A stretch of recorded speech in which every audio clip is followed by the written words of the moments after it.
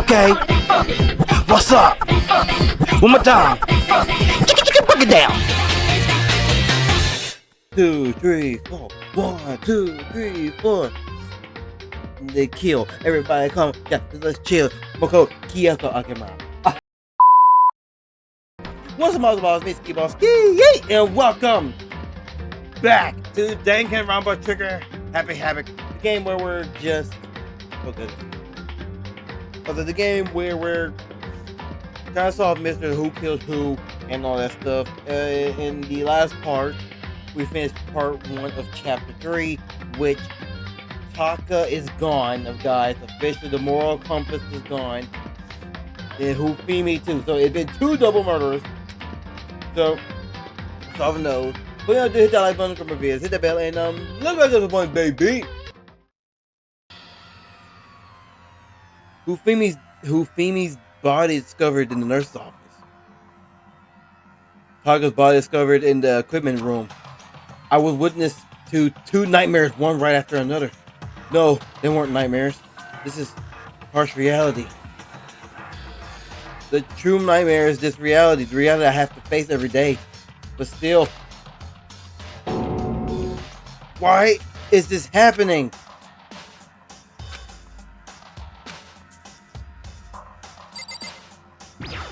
What? Oh, Toko's gone. Toko's on the floor. I just realized. Taka. Dang it, why did this happen? Toko! Don't tell me. Toko too? Relax, she just passed out when she saw the blood. The blood? Oh, that's right. Toko is, Toko. Oh my gosh, she's looking for my freaking eye. She has a fear of blood, huh? We tried it. We're not yawning today. Screw this. We tried everything to get her to wake up, but no luck. Just leave her be for now. And like he said, I should just leave her alone. My hammer's here.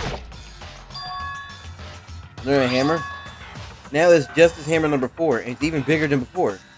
Is that suspicious individual responsible for killing Taka too? However, but why is it Justice Hammer 4? Oh, what do you mean? Celeste was attacked with Justice Hammer 1, then Hifumi was attacked with Justice Hammer 2. But this time it was Justice Hammer 4. What happened to number 3? What? What's the matter? Well, when you mentioned Justice Hammer 3, you just reminded me. What? Outwitted, do you know something? Actually, Taka's not the only one that's been killed. Hifumi's dead too. What? Hey! Hifumi's been killed? Yeah. I see. Which is why you came to get us. Then we'd better go check it out. Damn. Of course. Come on. So Sakura, Togami, and I rushed out to the physics lab.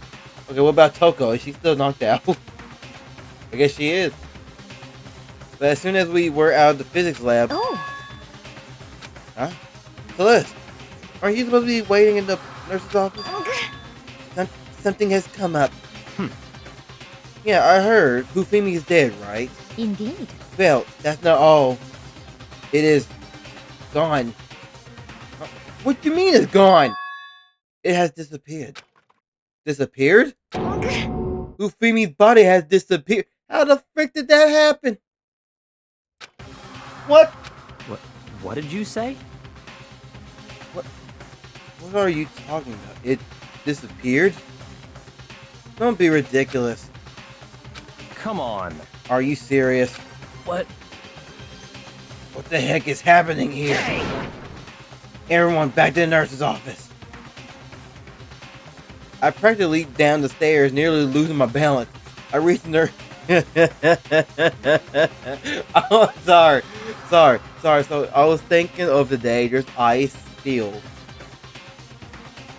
around in like Conway and Maumelle, and I slipped, and when you said that, I was thinking when I slipped today, and I ain't gonna lie, I literally wanted to say the F word,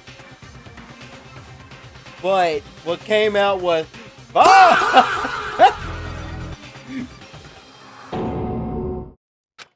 couldn't believe my eyes. Hufumi's body was there just a few minutes earlier. It just disappeared? Oh my gosh, she's in shock. I would have been too. Me and Celeste went to the bathroom, but we were only gone for like a minute. And then we got back. Indeed. This might be the work of the culprit. They must have come and carried the body away. They must really be enjoying this. Enjoying the sight of us standing around, frightened and confused. I believe you're the killer. Let's be honest. I believe you're the killer. We're all gonna die here. We're all gonna die here. Die just like those guys died. What did you say? I don't believe this. I don't believe a body would just disappear. Why? First, there were 2 murders. Now one of the bodies has been taken. This is unnatural. Huh? Hold on, what do you mean 2 murders? Oh yeah, you wasn't with us. Hina. Taka's been killed. We found him in the equipment room. No way! It can't be. Taka too? It can't be. It can't be. No! Hina, calm down. We're gonna die. All of us. They're gonna kill us all. Then who might the next target be? Toko? Huh? what? I completely forgot she's still unconscious in the equipment room. I was just saying, I was like, yo, what about Taco? Taco, Well, you left her at the scene of the crime? We didn't have a choice. She passed down and she refused to wake up. huh? So she's still unconscious. Damn. Wait. So you knew she was still up there and said nothing? Why? That annoying little insect that clings to me wherever I go. We'd be better off without her. Bastard! Okay, she said it for me. Thank you. Calm down. You forgot about her, didn't you? You have no right to blame me. Everyone stop fighting. Right now, we need to hurry back. Huh? I can't take this anymore. I don't want anyone else to die. Damn. Togami, if something happened to Toka, I'll never forgive you. Shot out of the nurse's office and bolted up the stairs, heading back to the 3rd floor. We ran back to the equipment room at full speed, but when we got there... Toko! Thank gosh, you're okay. But right away, I noticed there was something very different here. Yo, I somehow didn't even notice the background. I was so paid attention about Toko, I didn't even pay attention to the background. Now the body moved. Oh my gosh, I just got chills. I'm not freaking lying, y'all. Oh my gosh, I just got chills from my back just thinking about this. Oh my gosh, body's moving. That's crazy. Bro, this is insane. It was gone. Taka's body, which should have been right there, it had disappeared. This can't be happening. Are we hallucinating all of this or something? No, it's not a hallucination. I know I saw it before, and I know I'm seeing it now isn't what I saw before. Huh? What are you saying? Taka disappeared too? Stop talking. Stop saying disappeared. It didn't just vanish in thin air. Obviously, whoever did this has hidden the body. But why would they do this? I couldn't possibly begin to imagine. Anyway, our costume suspect has clearly continued his crime spree. We gotta hurry up and catch him before he kills all of us. Not possible. Oh, I don't think you have to worry about that. Huh? Think about it. Who could possibly be responsible for killing and hiding these dead bodies? Well, When Hufumi's death cry went up, everyone here was together on the 3rd floor. it is so. After that, we split up into 2 groups. And now this time, you all came here as a group from the nurse's office. In other words, the only ones who could have done this are Hiro and Kyoko, who are still missing. Hold on. Kyoko has an alibi for when Celeste and Hifumi were attacked. There's no question that she was in the dining hall with us. You seem very adamant about defending her. Perhaps you are in love. I can see that. I ship that. That's not at all. That's fine. But anyway, yes, I do accept Kyoko's alibi. Let's see. Being the suspicious individual we're looking for can be none other than Hiro. But can he really pull off a kill like that? Let's be honest. Which further means there would be no more murderers. The regulations are very clear about that. Oh, that's right. There's a rule that says you can only kill a maximum of 2 people. That's right. As long as that rule is in place, there will not be a third murder. If they were to break that rule, Amencia tell ya second. I don't know why I accent. Just like that, Amencia tongue in taste. By the way, did you know that fish face can also refer to shellfish and shrimp or crabs? That was an interesting fact, to be honest. Indeed. Let's see. So since 2 people have been killed, there is no possibility of any more. Perhaps. You knew that from the beginning, didn't you, Togami? Which means you knew Toko was never in danger. I still meant it when I said we'd be better off without her, though. In other words, Anyway, with that in mind, we can now relax and search for the 2 missing bodies. 2 missing bodies. 2 people have been killed and their bodies have been disappeared. The only one without an alibi, the only one who could have done it is Hiro. But is he really the killer? No. What about Kyoko? If she's not involved in the case, where did she go? what? Hey Makoto, what's the matter? Huh? Oh no, it's nothing. Whatever, we need to find those bodies, or our little narrative here can't move forward. So then. Very well, then let's split up and begin searching. But. There is no need to be afraid. No more murder will take place during this case. I mean. I know that. I mean, I think I do, but Hina. if you're still nervous, I'll come with Huh? you. Okay, thank you. Hmm. No need to thank me. See, that's girl power right there. Then let's get moving. Yell out if you find anything. Togami left the equipment room followed by the others. I have to try and find the 2 missing bodies. Okay, so where the frick do I start? Okay, wait, I can't find my control. Okay.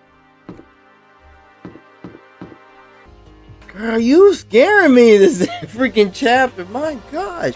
Then again, she scared me in the last chapter, too. Actually scared me. Now I think about it, she scared me 3 times. Makoto, Celeste is scaring the crap out of me. I need you gone, please. Makoto, Come on. why are you just standing there? We need to get to the respiratory. Huh? You mean Indeed. I found them? Hifumi and Taka's bodies had both been hidden in the respiratory. Goodbye. I've already told Hina and Sakura. We'll go on ahead. Their bodies were in the respiratory? Respiratory? I forgot what that is. I'm gonna be sure it belongs with y'all. Well, you know what? No, so they were in there. Y'all jerks. They knew what they was doing. Are the bodies somewhere? They're back there, bro. Up ahead is the repository. Did I say repository? I said respiratory. Repository. The doorknob turned. I guess it's unlocked, and I have no choice to go inside. So I opened the door, and when I entered, I saw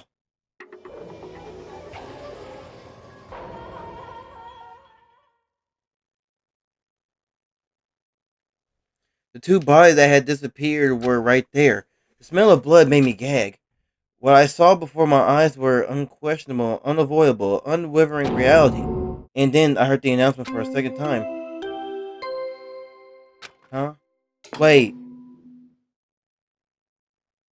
A body has been discovered. And so here we are. The Monokuma file! Give me that freaking thing, bro. Give me it.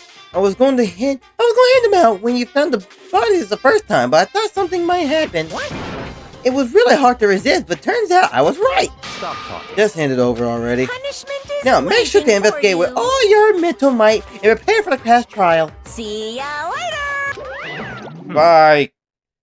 Well then, Now that we found the bodies, all that is left is the culprit. Hold on. How can you be so calm? I mean, they're dead, you know. That's terrible. Dead, gone forever. They're never coming back. Awful. This is just awful. Hina's suddenly burst into tears. She clutched she clutched at Euphemie's lifeless body. Who would do this? Why? Why? Large wet tears fell from her eyes. The tears landed on Euphemie's cheek. If this were some world of make-believe, that might have been when Euphemie opened his eyes. But this wasn't a movie. Oh.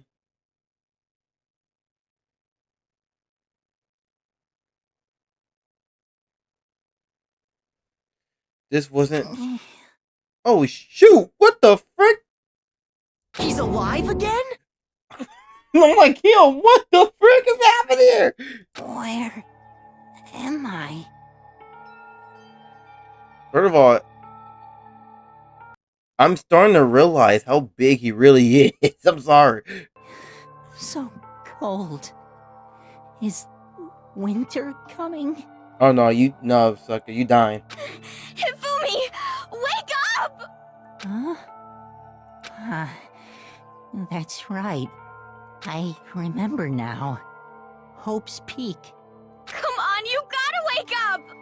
I remember everything before I met you all.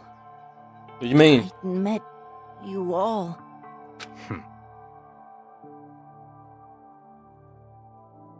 Oh, he's not gonna talk on this part. I gotta talk that his memories are all blending together. He has nothing useful to offer us. The light. It's reaching out to me.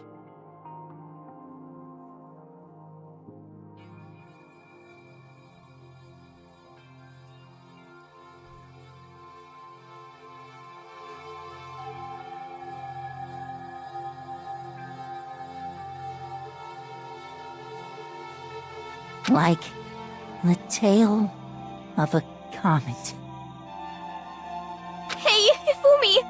Who was it? Who attacked you? Who tried to kill you? Who killed me? That's right. I remember. Their name. Yasuhiro.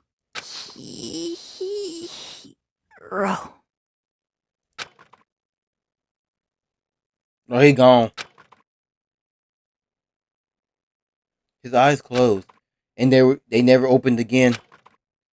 Death for the second time. Absolute undeniable death. No matter how many more of Hina's tears splashed on his face, there was no second miracle. Reality set in again. This isn't some stereotypical fantasy world. Tears cannot restore a person's vitality. Honestly. You have no tears, do you? No blood in your veins. No calcium in your bones. At least you have your meat. Stop talking. Hey, yo, what? You're just angry. Going out of his way to return just to leave us with those unnecessary dying words. Now this game has become boring. Huh. He said, Yasuhiro, right? Then perhaps... Yasuhiro Hagakuri. I forgot how to pronounce his name. That's the only person he could have been referring to. So, in other words... And with that, the case is solved. Assaulting people and even killing Taka and Hifumi, and then going so far as to hide their bodies? The criminal hides his face behind a mask and uses a bunch of giant wooden hammers. First of all, the hammers all disappeared right now. Is that what Hero is? What is this? If it's true, I can't forgive him. No way can I ever forgive him to kill two of our friends. That's fine. Anyway, it's time to track down the culprit in our little life or death game here. Although, this time, it's not all that life or death. The trial will conclude without much trouble. Indeed. Yes, It does look that way. It's going to begin again. We have to go through this one more time. I have to accept it. I have no choice but to go through with this to make sure everyone survives. I just have to do it. Alright, investigation time. First, I better check the Monokuma file. The victims were Hifumi and Taka. The cause of death for each was a blow to the head. It is thought that they were both killed with a similar weapon. That's it? Very strange. Yeah, it's pretty strange. We got way less information this time than before. That is no problem. After all, the events of this case unfolded before our very eyes. We should know more about what happened than the Monokuma file could. Maybe. Well, There's something else bothering me. Someone else has been missing for quite a while. Are you talking about Kyoko? perhaps. Without a doubt. She has an alibi for when Celeste and Hifumi were attacked. But what if the killer wasn't acting alone? What if they had an accomplice? An accomplice? An accomplice? What are you doing here? Monokuma Don't be rude. appears! I'm here to answer your question. What question? Yep. You're talking about accomplices, right? I'm pretty sure I explained it before, didn't I? In the first class trial. Speaking of which, I'd like to ask the bear, if there is an accomplice, do they also become blackened? So you ask, and so I shall answer. Each murder is allowed to have an accomplice, but only the one who does the killing will get to graduate. So, in other words, two people can work together, but one of them has no chance of profiting from it.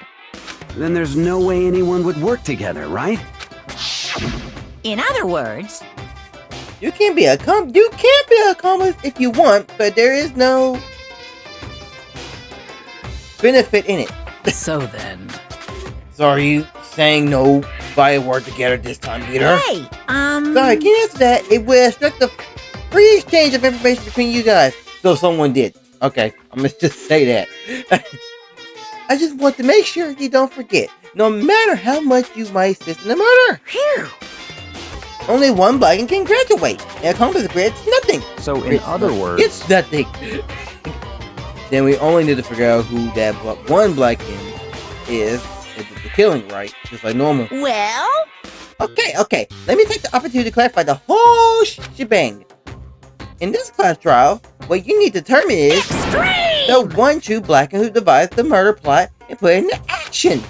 The true blackened. So just one person. Well now, That's enough for explaining. I don't know what the frick he just said. Now it's down to the final battle between all of you and the blackened. Good luck to all the contestants. So there can only be one blackened, and an accomplice wouldn't benefit. Then I can't see any way Kyoko would be connected to this case after all. You might be right.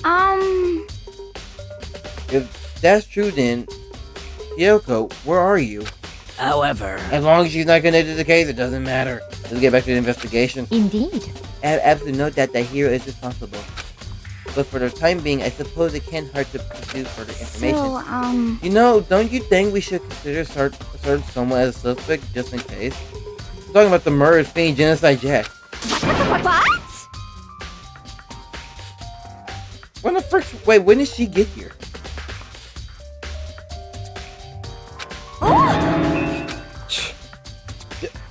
When did you? I've been looking all over for you, master. Oh, wait, the accent was wild. Wait, I've been looking everywhere, all over for you, master. And when I woke up, you were nowhere to be found. He said, "Oh, and anyway, you there, milk sack swimmer girl." Huh? Milk sack. Dang, you are still talking about it? You gotta be kidding! Why do I gotta be a suspect? What the heck?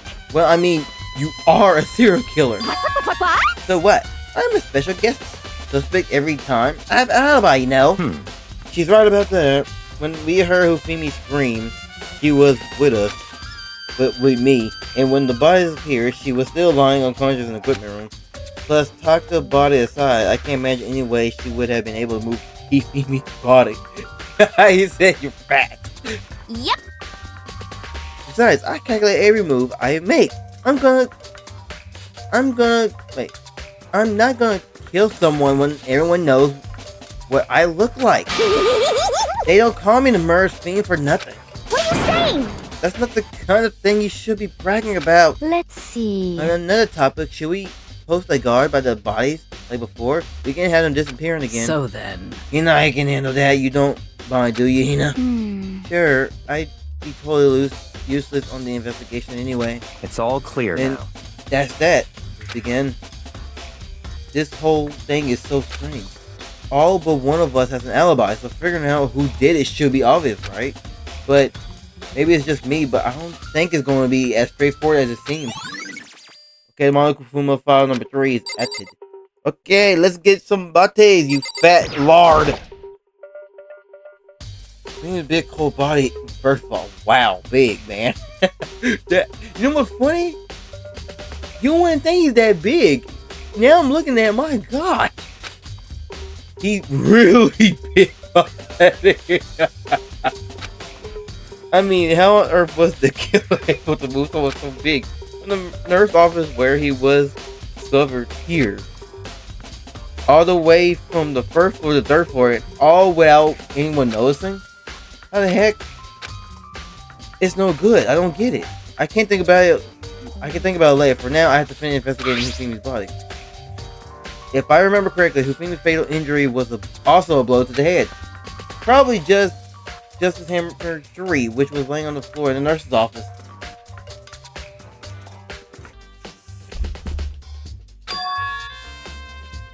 Huh? Wait. Something's off about his body. Why am I getting this feeling? Something's different. Something about Hufumi's body in the nurse's office versus his body right now. That's it, his glasses. When his body was in the nurse's office, his glasses were covered with blood. But now they're completely clean. Does that mean someone wiped his glasses off? But who would do that and why? Okay, so...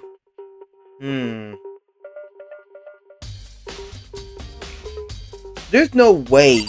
Even Hero. I'm telling you, the only person that gave me care that motherfucker is freaking Sakura. And I know she didn't do it, so... Is it possible that... Yo. I think I solved the one part of the mystery. And I can't believe I'm saying this. Was he alive in the nurse's office? Because now he pulled the glasses thing, and now that I think about it, the announcement went off twice. And we thought Hifumi was dead. Wait, when did the announcement go off? Was it when when did the announcement go off? No, because the announcement went off when he was there. Unless that was referred to Taka's body. Because I don't think the announcement went off when we found his. Because I think because Toko was on the floor, passed out. Okay, I think I'm piecing something together. Alright. Taka. He'll never move again. According to the Monokuma, Taka died from a blow to the head. He found just his hammer, number 4, near his body in the equipment room. Is that what was used to kill him? And there's a card laid out under his body. Did the killer use this to move Taka's body? That way, there wouldn't be any blood left behind while the body was moved. Tarp. Okay, I see like something in this corner over here. It's a dolly. It doesn't have a handle. I saw this in the art room before. I guess it's used to move statues around. It's kind of awkward, but if you bend down, it's not too hard to use. Huh? But wait. Wasn't this in the equipment room when we found Taka's body? And look at the wheel. There's blood stains on it. So there's blood on the wheel of the dolly that was moved from the equipment room to here. I'm not even going to try to say that. What's the explanation for that? And then we got the hammers, which I guess they're painted. There are hammers of all different sizes hanging on the wall. Although some are more like mallets. Mallets? Could the Justice Hammer have been designed using these as a model? Either way, all the hammers here have always seen a lot of use. They're all covered in debris and chalky stone powder. Wait. For some reason, this one hammer isn't dirty at all, and it's wet? Someone washed it recently? Spotless hammer. Okay, what else? Oh, okay, so I was supposed to leave. It just didn't say that part. Okay. There's definitely a lock on the door, but it can only be locked from the inside the door.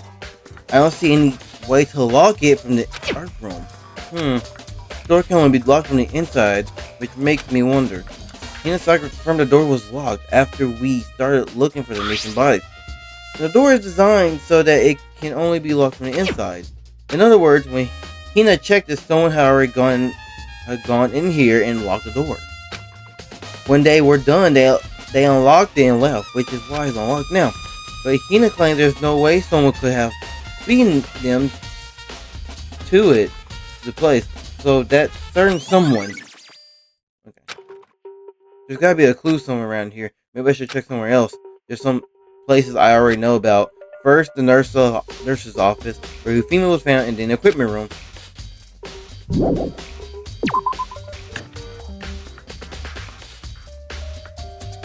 Okay.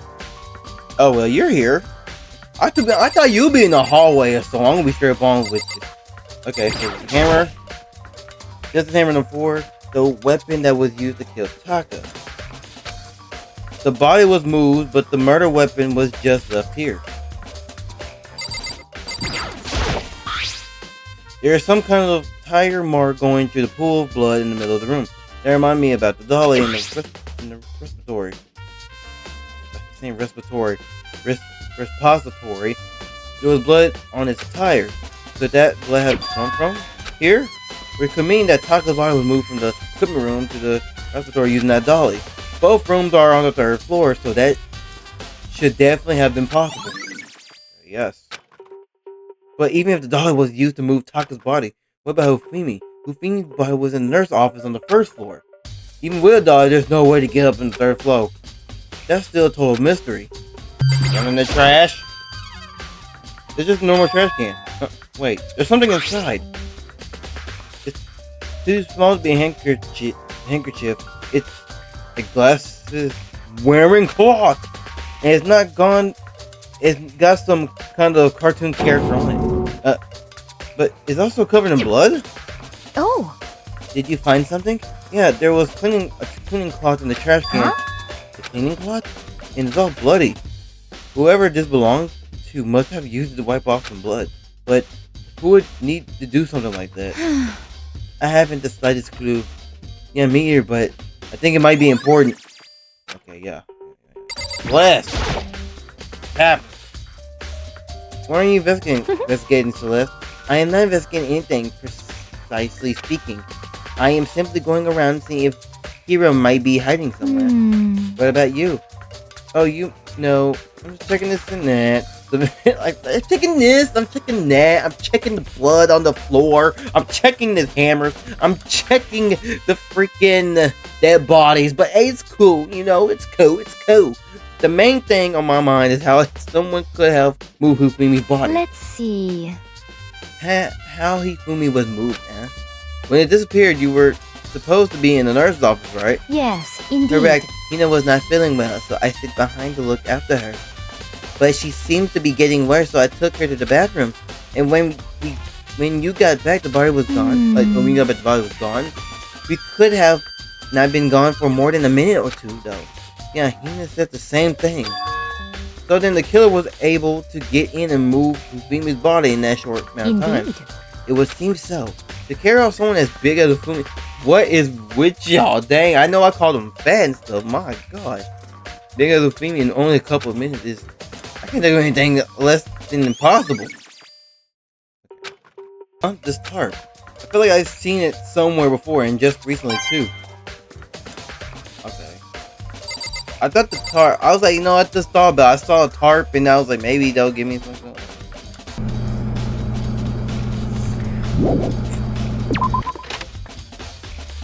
Kuma, stop.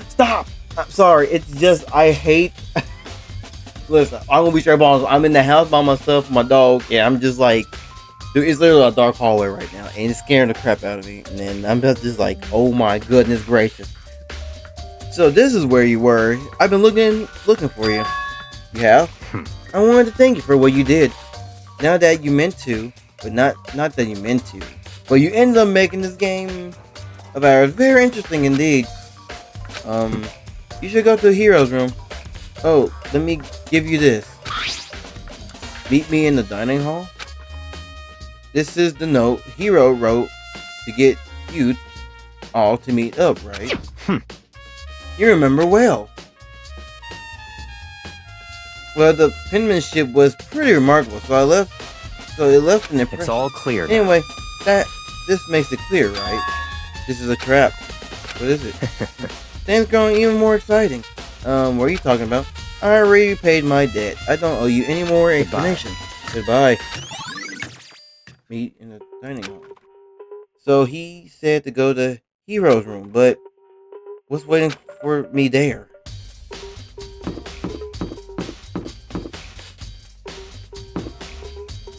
Doesn't Heinous? I mean Heroes. What the frick? Door is unlocked. I guess I can go inside. Togami did say to go look. It might not be a great idea, but I'm gonna take the plunge. Okay. Look at that. Hey, this is Hero's room. There are all kinds of weird stuff in here. Where did he get it all from? More importantly, he still hasn't turned up, which means he can't really complain if I don't get permission to search this room. Okay, bro, this camera is glitching out in this corner. Y'all see that too, right? In the box. I think there's something in the cardboard box. It's blueprints for something, and some things made out of, it was like cardboard, plastic, and plaster. Is this Robo Justice? It's in Hero's room. But wait, these blueprints. Something about them bother me.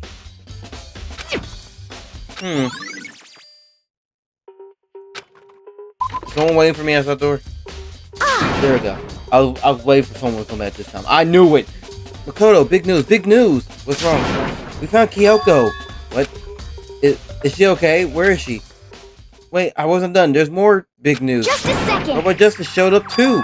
Robo Justice is Hero wearing the costume. Okay. Anyway, as soon as you can, head to the pool on the second floor. To think Hero and Kyoko would turn up at the same time. Anyway, I have to head to the pool. I ran off to the second floor as fast as I could. Oh, yeah, that pool's like nice though. Hey, how y'all doing over there? Kyoko and... I mean... Phew, man. I have had the worst day. Oh, he's really in the costume. Hero? What the frick? Hero. Oh, hey, Yeah, Makoto. Oh, here. Yeah, duh. Yeah, duh. Who else would I be? That's a good question. Huh? What? Why do I look like this? What? Did someone come along and remodel me while I was asleep? Was it the Illuminati? Yo, okay, Kyoko, answer your answer. Okay, I know, but where the fuck have you been this whole time? I found Hero. He was just jammed into the pool room locker. It looked like he was fast asleep, so I kicked him and woke him up. Don't be mean. I still can't believe you kicked me. You could have been a little more gentle about it. Like, I don't know, press my face or something. You can't even press your face, man. It's just like wood. I mean, that wouldn't be. Okay, here we go with the wood thing again. What? That's creepy. Anyway, Kyoko, where have you been all this time? You just disappeared all of a sudden without a trace. Wow. There was something I had to check up on. What do you mean? Never mind. I can't never mind. It's nothing. Never mind. Hey, More importantly, she says that, but does she have any idea? Does she know people think she might be spawned And? for Mastermind? First of all, Hero, you need to explain to us why you dress like that. I mean... Oh, well, I mean, I have no idea. One second I was asleep, don't even know how that happened. Then I woke up and now I was here. I don't care. Do something about that costume. It pains me to just look at it. Huh? At you. Well, Let me out of here! I don't know what's up with this thing, but I can't actually get it off. A little help. Why would you make something that you can't take off yourself? You got it all wrong! I didn't make the stupid freaking thing. It would seem... There's a clamp on the bag that's keeping you from getting it off. It looks pretty sturdy.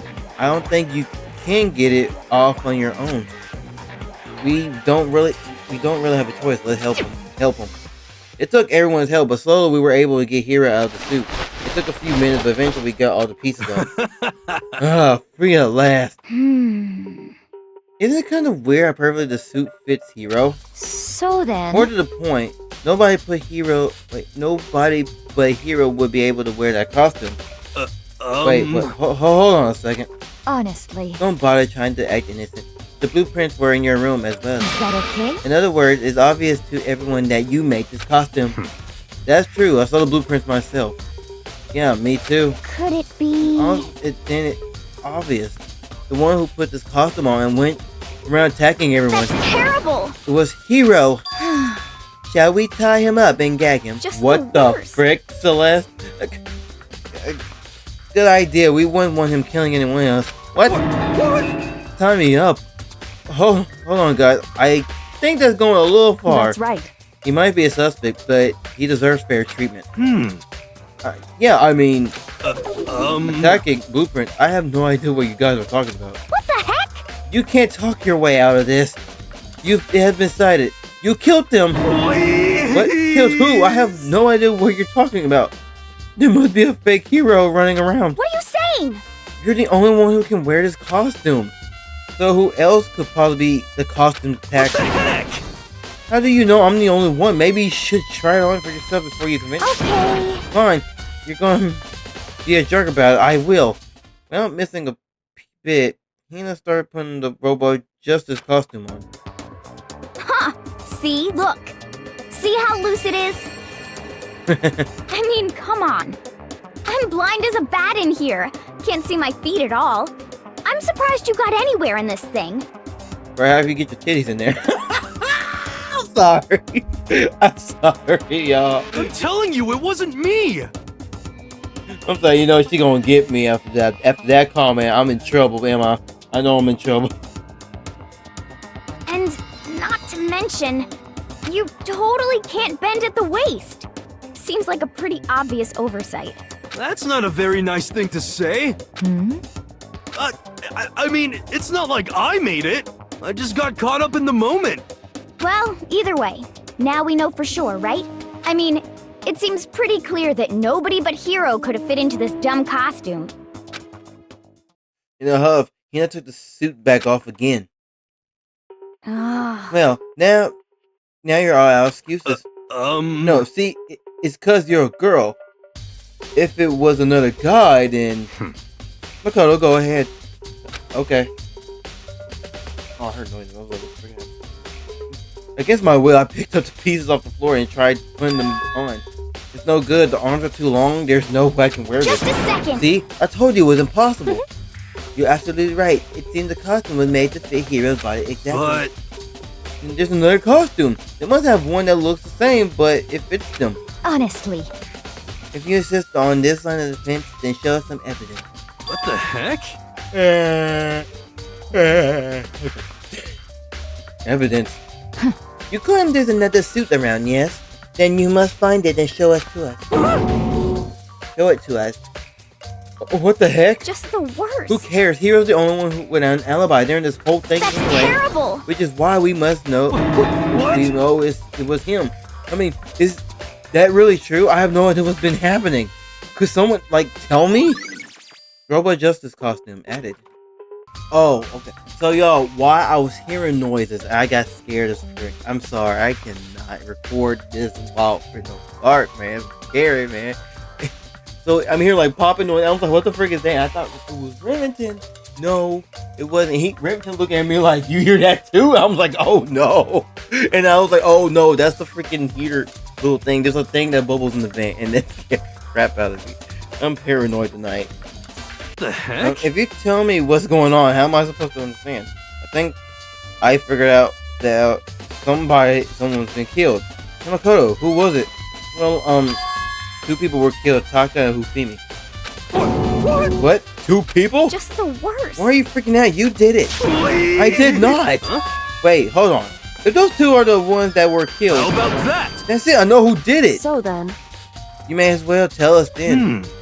Taka and Hifumi were fighting over Alter Ego, I'm right? at least 30% Between Alter right. Ego and or Cheerio must have done it. correct. I see. That's unfortunate. Please. Unfortunate? What the heck? Stop trying to trick us. Just mean you did it, right? Okay? I'm telling you, you got it all wrong. So then. I know the note. Note? Last night, someone slipped a weird note into my door. And here what it said. I found a hole. Maybe we could use to escape. Small Kuma can't find out. So, don't tell anyone else. Let's meet in the rec room at 1 a.m. But the last thing I remember is going to the rec room. Then for some reason, I fell asleep. Hey. The real killer probably drugged me or Just something. the worst. Not a chance. So, No, hold on. He could be onto something. The nurse office did have chemicals that could do that. Huh? But, really? I told you someone's trying to set me up. A secret passage, a chance to escape. Someone wrote all that to trick me. Even if that was true, you must be one dumb fish to bite every piece of bite that floats in front of you. Well, after being trapped in so long, even if you know it's a lie, you still gotta check, right? They preyed on my desire to get out of here. They don't say I still don't buy it. Don't be mean. Well, you should buy it. Just a second. Okay, then show us the note. With pleasure. I have it right here in my pocket. No way. Looks like I lost it. Sure. Please. You gotta believe me, I wouldn't hurt a fly. As I said before, if you want us to believe you must produce evidence. Can you show us the note? I have no particular issue with what you claim, but if you want us to believe, give us a reason. What the heck? Serious? Okay, does this count? Now then, shall we resume our investigation? There's no time to waste before the class trial begins.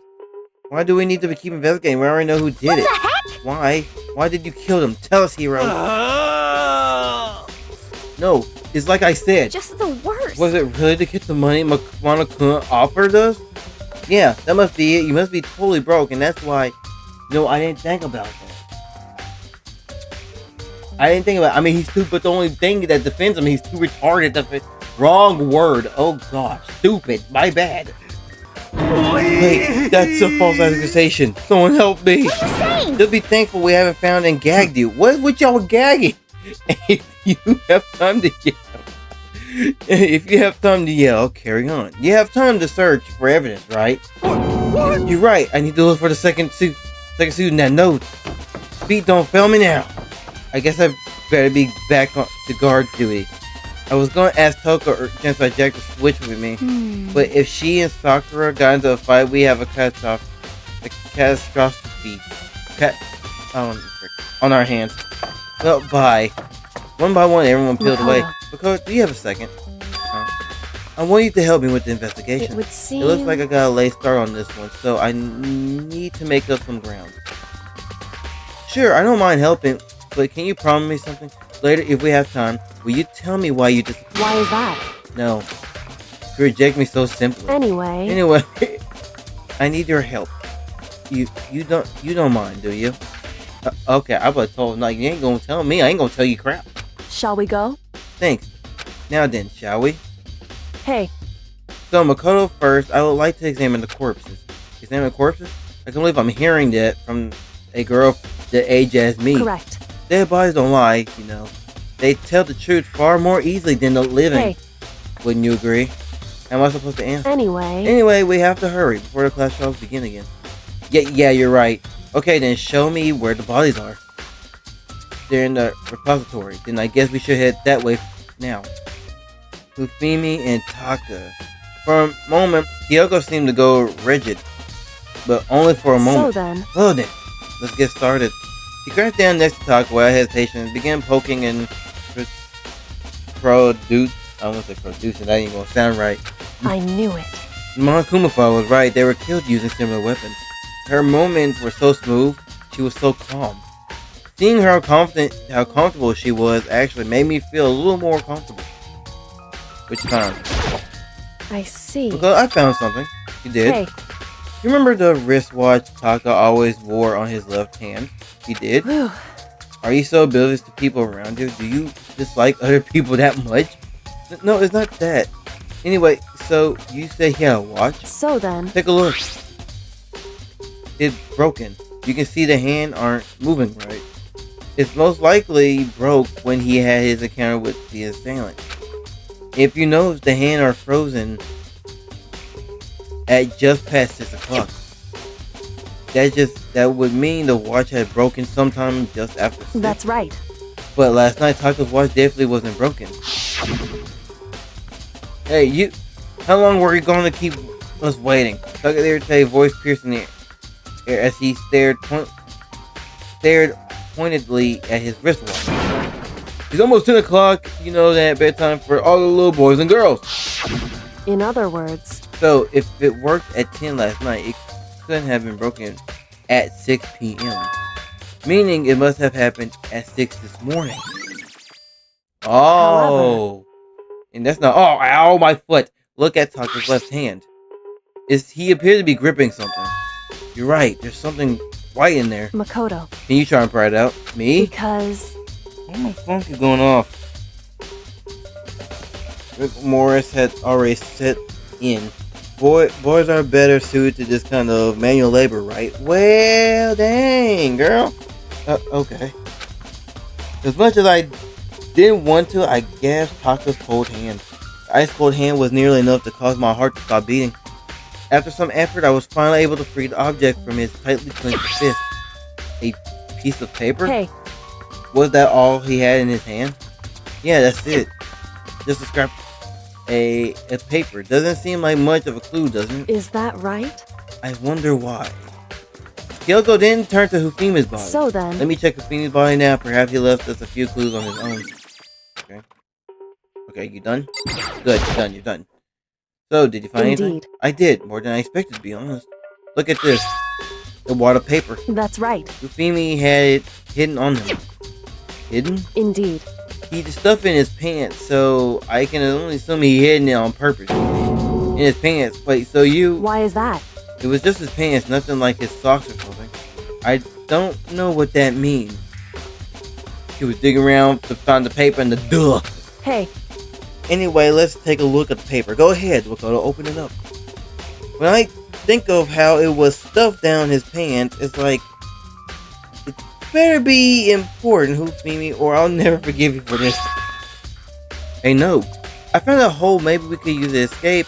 Monokuma can't find out, so don't tell anyone else for now. Let's meet in the equipment room at 6 a.m.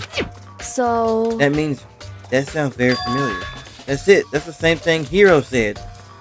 Then he was telling the truth. however, Although, it's not exactly the same, is it? That's not supposed to... No. You said... I found...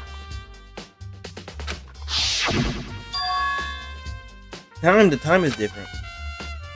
Hiro told us that his note said to meet at 1 a.m. But the note they wrote to Hifumi asked him to meet at 6 a.m. is that right? Hold on, just because Hifumi had the note doesn't mean it was meant for him. Huh? So, Part of it has been torn off, right? I think there's likely some meaning there. Is the meaning part of being torn? Could you maybe explain a little more? Think carefully. hey, Why would he have clenched that scrap of paper so tightly? I have no idea. so then, What if it wasn't just a scrap of paper when he was holding it? What if it was something more important? How would something important like that become a mere scrap of paper? That's what you need to answer. That's what you need to answer, my God. hey, While we're at it, I should tell you one other thing. Two victims this time definitely had their e-handbooks on them, so the handbooks have nothing to do with how the murder was carried out. Not there was any reason to think they were connected to the killing in the first place. So you're saying I don't have to think about the handbooks this time, right? Is that right? If you didn't have to think about them at all, I wouldn't have gone out of my way to mention it. All I said was that they weren't used to care after murder. There may come a point, however, where a handbook may play a role. I don't think I understand. But if Kyoko thinks it's important, I'd better find it in mind. Oh no! It's class trial time! Are you excited? Are you pumped? It's time for the class trial to begin! Like the bright burst of fireworks, like the flash of a soul clashing with life and death. And so, with no further ado, everyone please meet at the usual spot. Okay. Make your way to the red door on the first floor of the school. Alrighty. See you soon. It would seem...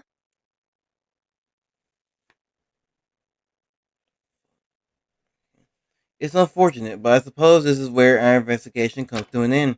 You have to figure out the rest of it for yourself and come to the proper conclusion. Yeah, you're right. Shall we go? Well, we better get going. Okay. Oh no, what is...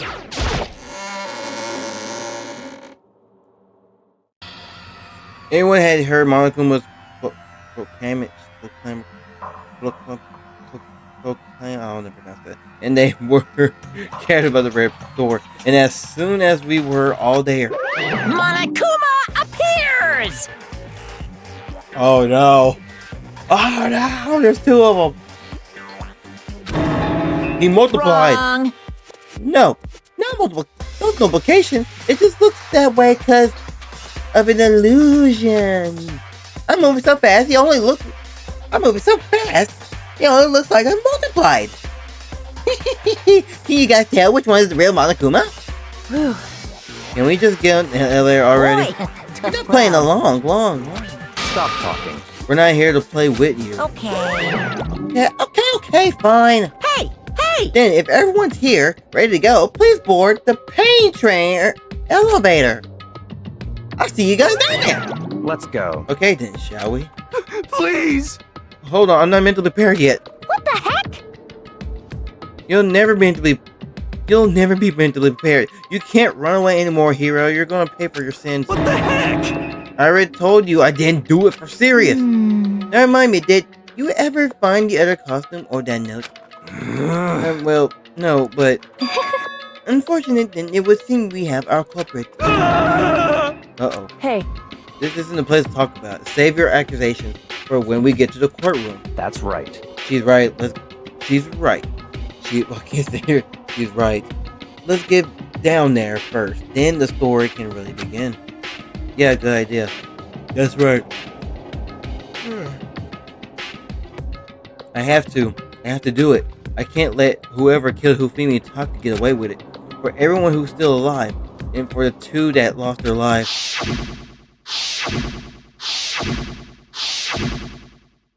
The one who killed Hifumi and Taka, the one who killed two of our friends.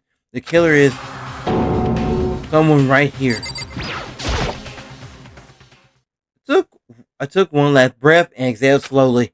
I began to walk towards the elevator. And everyone was aboard.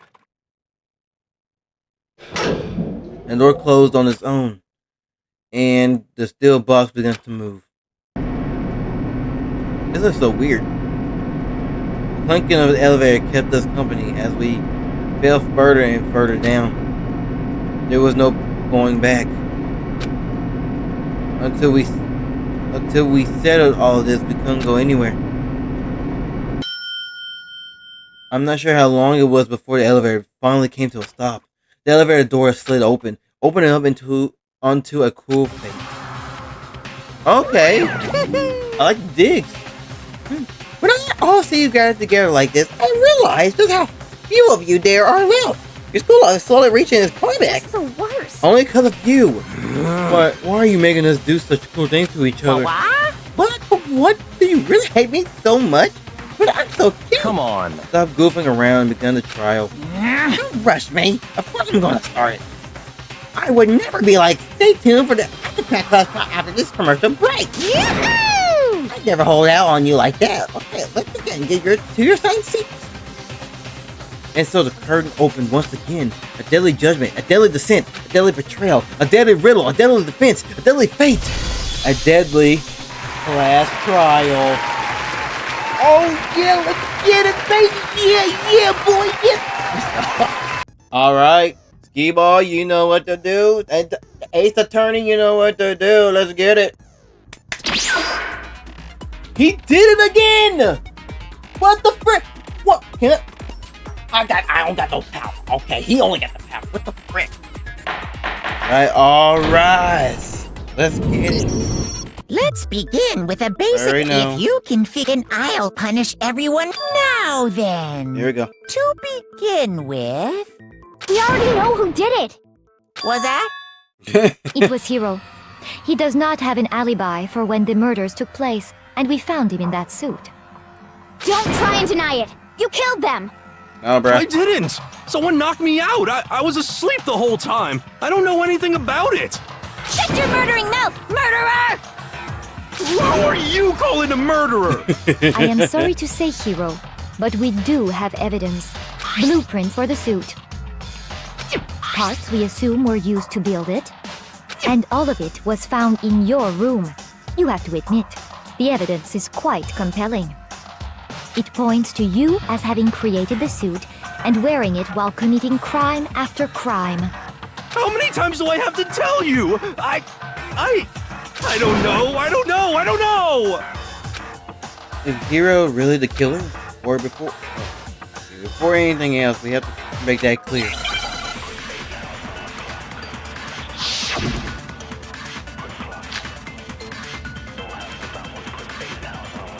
Alright, his message. Everything we found in your room. The blueprints, the suit parts, they are all proof enough that you are the culprit. I don't know anything about that stuff! It's not true, it's a conspiracy! Hiro, why?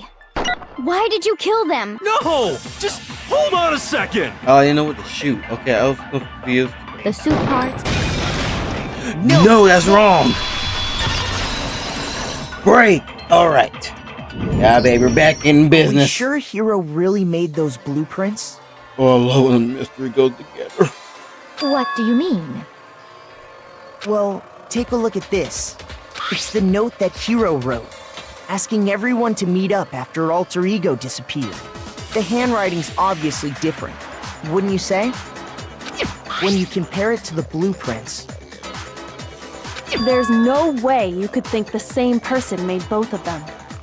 Unless that person made it a point to disguise their handwriting.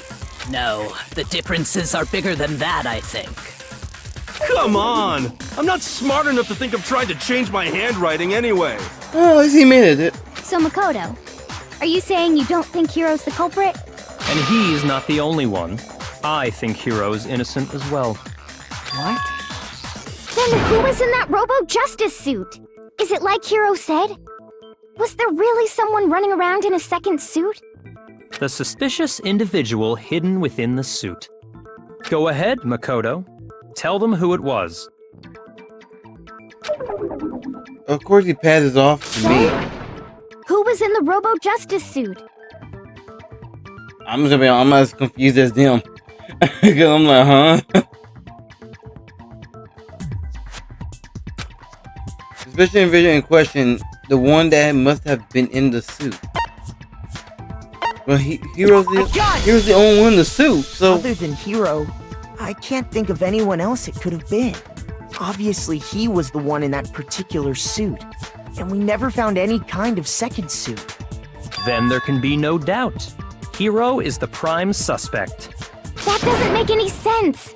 You just said Hiro didn't do it! It makes perfect sense. Hiro was the suspicious individual in the suit, but he's not the culprit. So what you're saying is... That's right. The culprit in this case has nothing to do with being in the Robo-Justice suit. What? Now that's a bold assumption. So it's a ruse. And what reason do you have to make such a statement? You do have a reason, yes? Of course. I know you did it. But before we get to that, there's something else we need to clarify first. So let's get that out of the way. Hey, stop trying to boss us around.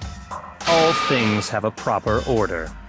So what is it? What needs to be clarified? We must clarify the method of transportation for Taka's lifeless body. It would seem that his corpse was moved using certain particular items. Makoto, can you tell us what they were? Okay, the things that were used to move Taka's body, they must have been blue tarp. I got it! I was at the blue tarp and the dolly, just two of them. There's still one more thing. Okay, where's the dolly? Nope, there we go. I got it! They were a dolly and a tarp, right? What's with the attitude? So, let's see if I can explain. Taka's body disappeared from the equipment room, and then we rediscovered it in the repository. And when we found it for the second time, it was wrapped in a blue tarp, right? It was the same tarp that up until then was stored in the equipment room. So the killer must have seen it there and decided to use it when they moved Taka's body. That way, they wouldn't leave any bloodstains while they were moving it. Okay, that explains the tarp. And the dolly? Same thing. I'm sure the dolly was in the equipment room when we first found Taka's body there. But when the body disappeared, so did the dolly. Later, when Taka's body reappeared in the repository, so did the dolly. In other words, you think they used the dolly to move the body. Am I right? But are you sure you are not mistaken? What? Yeah, she definitely could. She just pushing Are this. you absolutely pushing positive this too the hard. dolly was in the equipment room when we found Taka's body? Yes. That dolly was made specifically for moving large objects between the repository and the art room. It would be very strange indeed to discover it had made its way to the equipment room. Is it not possible that it was in the repository all along, and you simply didn't realize it? She's raised an objection. How do you respond? I like he's just like, yeah, you got this, my boy. I'm gonna leave it to you. You got it. Don't ask me no more questions. There is no shame in being wrong. Nobody expects much from you anyway. You know what? You can go screw yourself. I solved most of the mystery. You ain't doing crap. We have all accepted the fact that you rarely understand what is going on around you. Yeah, you're definitely the killer. Well, I never had anyone sound so nice while being so mean. But maybe I could change your mind. If I can just explain to them why the dolly must have just been moved, coming around to the rest of the store, new element has been added. In bullet time, what? This type of reloading. Starting with the next bullet time battle, we're going to add one more green to your speed. Off screen.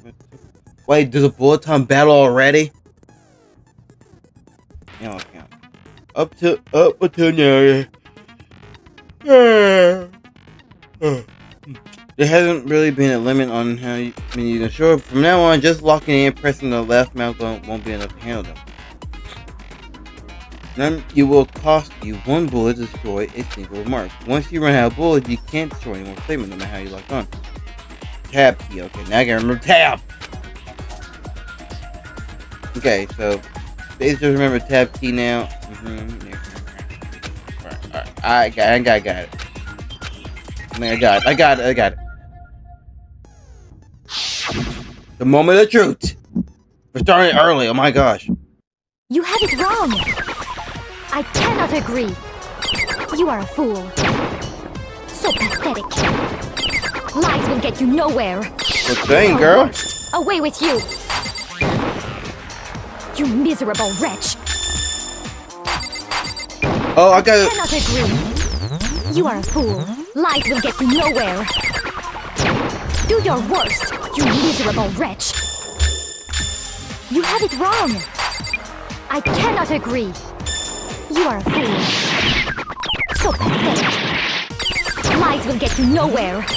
Do your worst. Away with you. I can't freaking. You miserable wretch. I cannot agree. You are a fool. Lies will get you nowhere. I'm gonna be Cherry Bomb. I'm. You miserable wretch. You miserable. Hold on. I forgot how to do the bullet thing. What's this?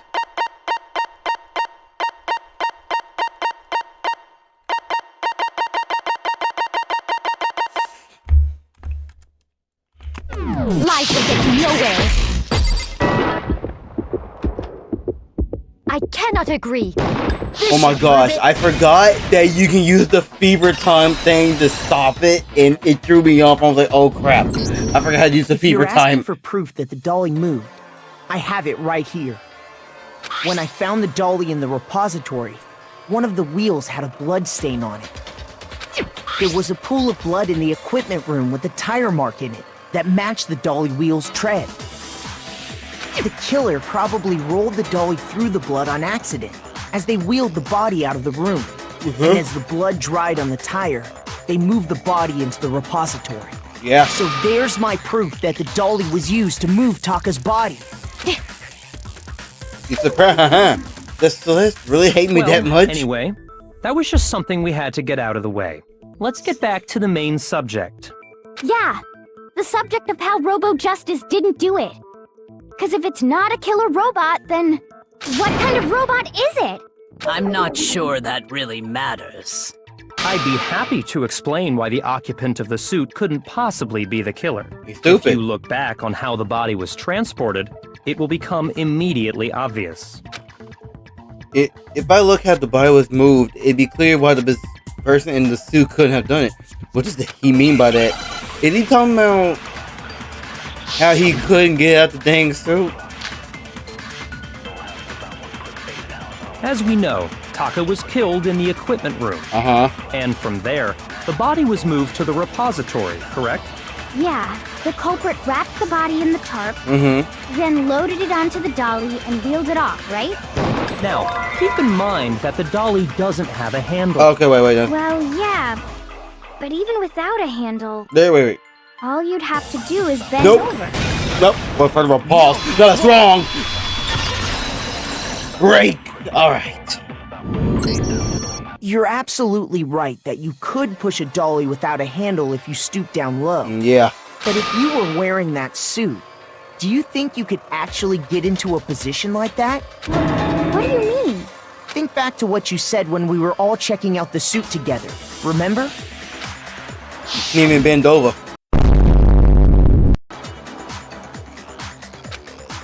Yeah. I remember that. When you're in that suit, not only can you not see your feet, but you can't even bend at the waist. Am I right about that? Now that you mention it, yeah. It seems like it'd be awfully hard to push that dolly if you couldn't bend over. Well, what's to stop you from simply pushing the dolly with your feet? When you can't even see your feet? You really think someone could kick the dolly all that way? Yeah, it'd be totally impossible. Not that I can say for sure myself. On top of that, if you were wearing such a rigid, cumbersome suit, it's very unlikely you would have the dexterity to go about wrapping the body in a tarp. Yeah, true. Isn't that just a matter of taking off the suit when you're ready to move the body? Good point. There's absolutely no chance that the costume was taken off just to move the body, because once it's on, you can't take it off by yourself. I got it! I don't think taking off the suit was an option. If you remember... I don't know what's up with this thing, but I can't actually get it off. A little help.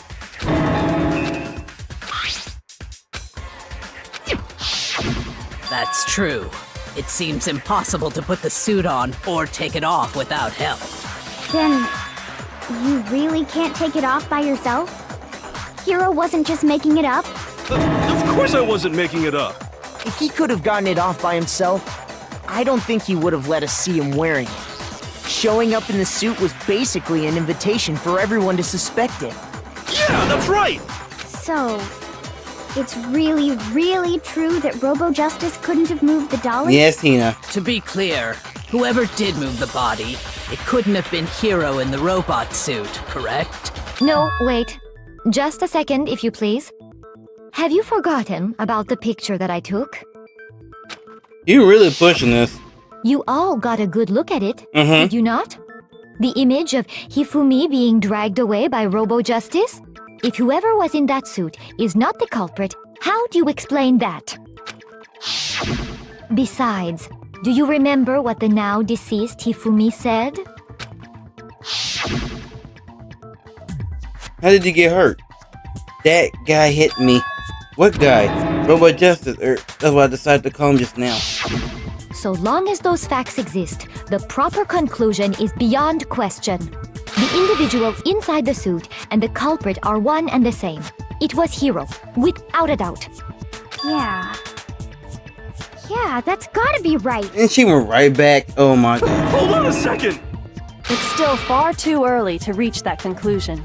Besides, there's no hurry to decide who did it. Before we rush to a verdict, shouldn't we explore every single possibility? Instead of seizing on one viewpoint, the truth is uncovered by analyzing things from every angle. Perhaps, but where do we go from here? Let's review this series of unfortunate events from the beginning.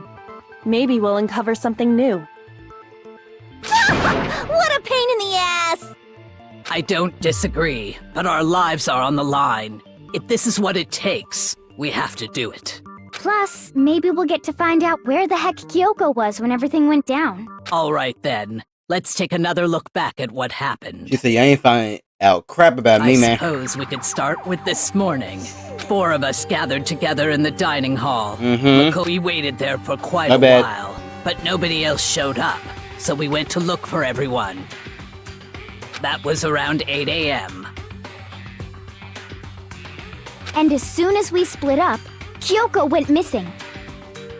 Soon after that, Hina found Celeste in the rec room and quickly came to get Makoto and me.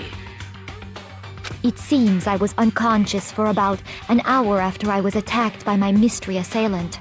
I know it was an hour because I remember being attacked a little after 7. That was when we saw Celeste's picture and discovered that her assailant had been wearing a strange costume.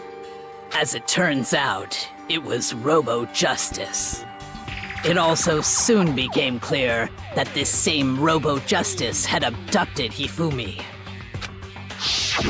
We were soon joined in our search by Byakuya and Toko, and then went on to find Hifumi in the library. He was injured, so we took him to the nurse's office and resumed our search for the suspect. But not long after leaving the nurse's office... That's when Celeste says she's a shadow. When Celeste told us that, we decided to split up and search the second floor. And soon after that, I saw someone moving around on the 3rd floor, and I yelled out to everyone as soon as I did. That was wrong. Can scream. He ran off down the hallway. and then...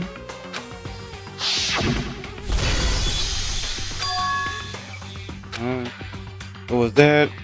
It was freaking Hifumi screamed. At that point, we decided to divide up into 2 groups.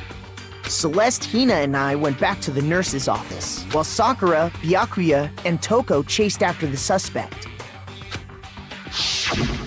When we got back to the nurse's office, we found Hifumi, dead. And that's when we heard the body discovery announcement. I left Celeste and Hina there and headed back to the 3rd floor, to let the others know what had happened. Meanwhile, we had just discovered Taka's body in the equipment room. We must have found both bodies at almost exactly the same time, because we heard the same announcement not long after we discovered his body.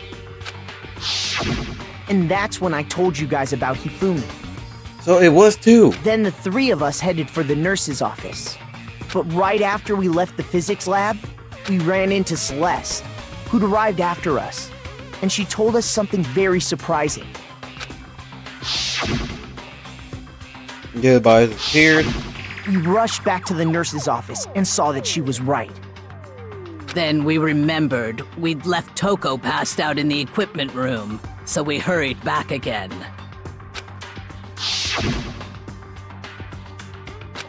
And then the body Taka's body disappeared. But when we got there, we discovered that now Taka's body had also gone missing. Next thing we knew, we were searching the school for 2 missing dead bodies. And after some time...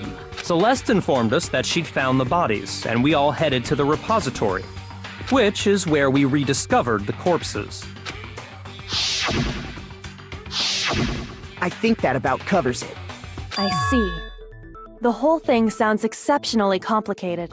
It certainly seems to me that these are not a simple series of connected events.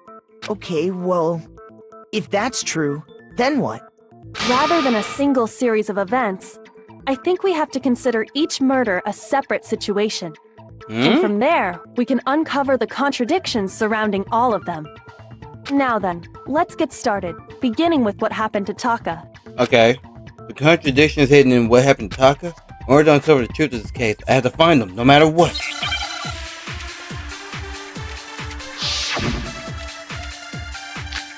Let me stop.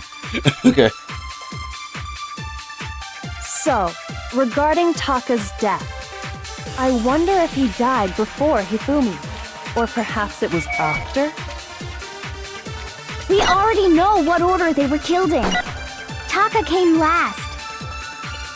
What makes you say that? Because of the numbering of the Justice Hammers. It's true that Hifumi was killed with Justice Hammer 3, while Taka's death came from a swing of Justice Okay, so Hammer they're telling 4. the truth. See? Okay, it might be So a it's Zorb. obvious Taka came after. I forgot his Zorb. I'm not gonna lie. Hold on. So, I forgot the Zorb for a minute. I ain't gonna. I'm forgetting how to. So you get okay. It's control to fast forward. That's what I was trying to figure out the whole time. Absorb. Hold the left. Okay. I wonder if he died, or perhaps it was after. We already know what order they were killed in. Taka came last. What makes you say that? Because of the numbering of the Justice... There we go. No, that's wrong. Break. Hold on. There's no reason to assume that the hammers were used in the same order as their numbers. If anything, that's just another way the killer tried to disguise their actions. So you're saying the culprit wanted us to think the hammers were used in order, but in reality, Taka was killed before Hifumi? Okay then, let's see the proof. Everything that proves Taka was killed before Hifumi. There's something that relates to what time he must have died.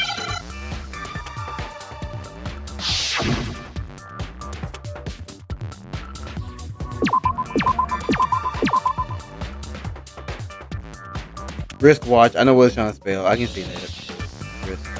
I. Where's the freaking I? Thank you. I. F. W. Okay. Hey. Say. Give me the freaking C already. There you go. Y'all stalling. Thank you. D. H.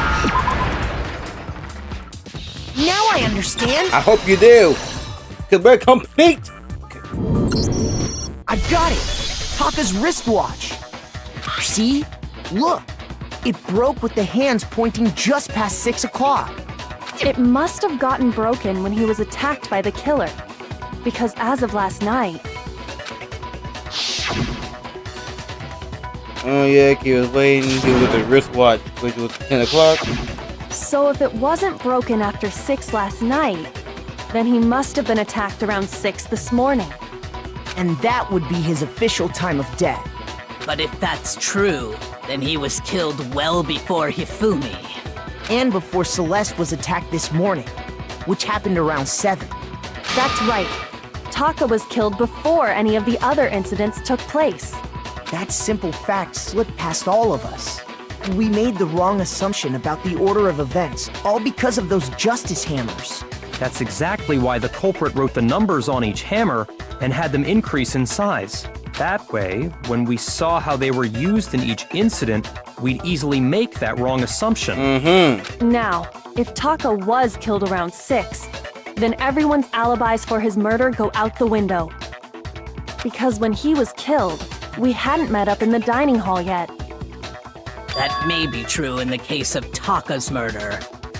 But all of our alibis still hold true for Hifumi's death. That's right. With him, at least, we're all safe. Okay, yeah, we got scream. Okay, I get it. When we heard Hifumi screaming, we were all together. Except for Hiro and Kyoko. Then we all ran down to the nurse's office, and that's where we found his body. That's totally true. We're all in the clear. Oh, I know! They must have recorded him screaming on a tape or something, then played it later on! I don't think he was actually dead, though. True. Where's the tape? I don't know. Don't just go making stuff up. Anyway, we all have rock-solid alibis for when we heard Hifumi scream. Since all of us were there together, clearly none of us could have killed him. And it does not stop there. There was also the moment when we discovered his body had disappeared. When his body vanished from the nurse's office, Hina and I were in the bathroom together, while everyone else was in the equipment room, correct? And then there's the disappearance of Taka's body from the equipment room. At that time, we were all gathered together in the nurse's office because of Hifumi going missing. Well, don't forget, I was passed out in the equipment room the whole time.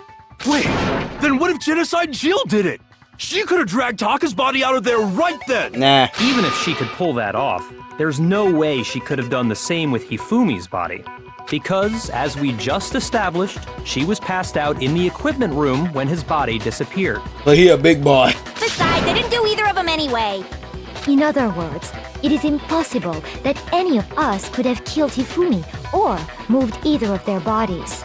On the other hand, Hiro and Kyoko had disappeared, so they most certainly could have done those things. Now, So what now, Kyoko? For now, we can't get fixated on who did it, or we'll just keep going around in circles. So instead of who, I propose we start talking about how.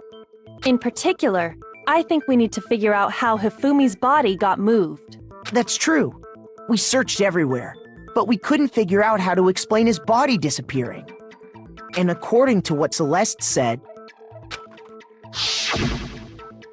you could have not been gone for more than a minute or two. Then he went to the freaking bathroom. his body apparently disappeared in the 1 minute her and Hina took their eyes off of it.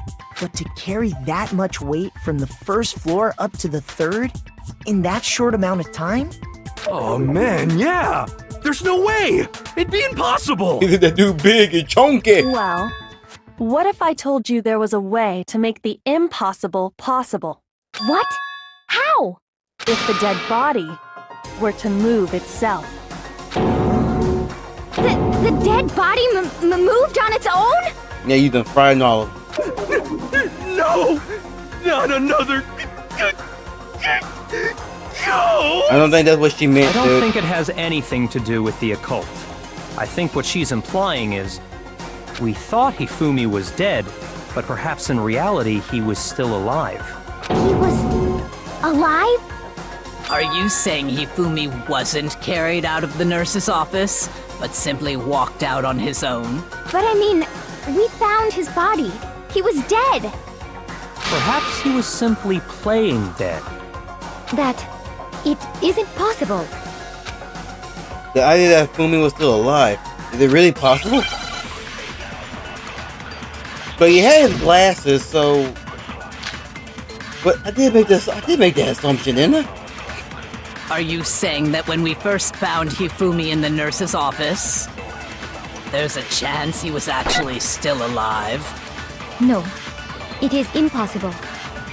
Hifumi was dead, without a doubt. No. And you know that how? Surely you heard the body discovery announcement along with the rest of us. Hifumi's dead body had been found. Yeah, what? You mean, oh my gosh, what the frick? Are we really so sure about that? Maybe the announcement was intended to signal someone else's discovery. I'm so freaking confused. Okay. It was intended to signal someone else's discovery.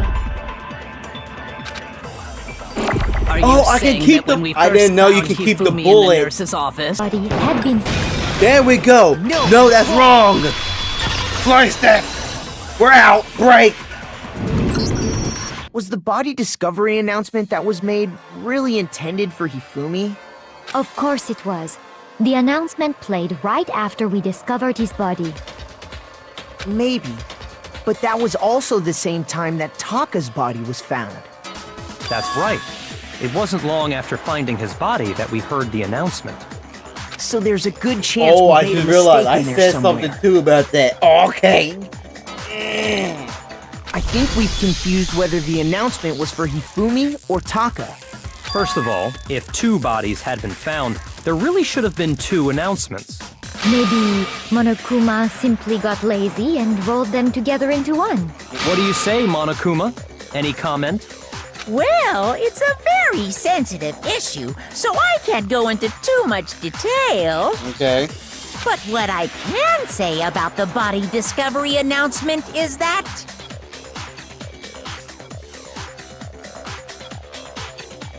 Hold on, I'm looking at messages right now. it's only broadcast when 3 or more people find a dead body for the first time. That didn't answer our question, man. We're asking if you're a lazy bum. No, actually, that was plenty. Because it was Toko, Togami, and Sakura, if I believe. He said it's only broadcast when a body is discovered for the first time. Even if we find the same body again later, he won't make the announcement again. If that's true, then why was the announcement made again later on? Huh? Later on? Exactly. We heard the body discovery announcement twice. Then the second body discovery announcement. The first time it played was when we found each body in the nurse office in the equipment room. And the second time was when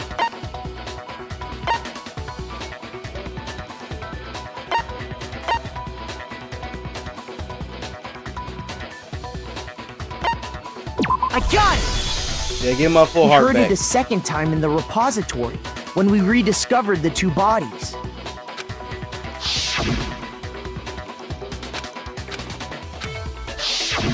It didn't seem weird at the time, but it contradicts what Monokuma just told us, doesn't it? Exactly. If we were actually rediscovering both bodies, the announcement shouldn't have played. And in reality, when the 2 dead bodies were rediscovered, one of them was actually being discovered for the first time. Hifumi. So, when we found Hifumi the first time in the nurse's office, he wasn't actually dead yet. Meaning, he wasn't actually found dead until we came upon him in the repository. And that's just part of it. There's one other thing that leads me to believe he was still alive in the nurse's office. Oh, I know! Because he was super good at playing dead! Bada bing, bada boom! My goodness. That is the worst logic I have ever heard. But honestly, I do not think there's anything that can prove he was still alive.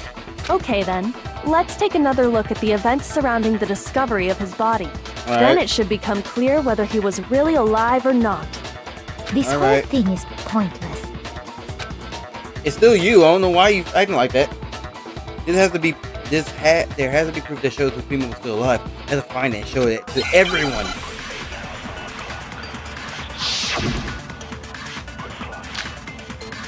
Stop.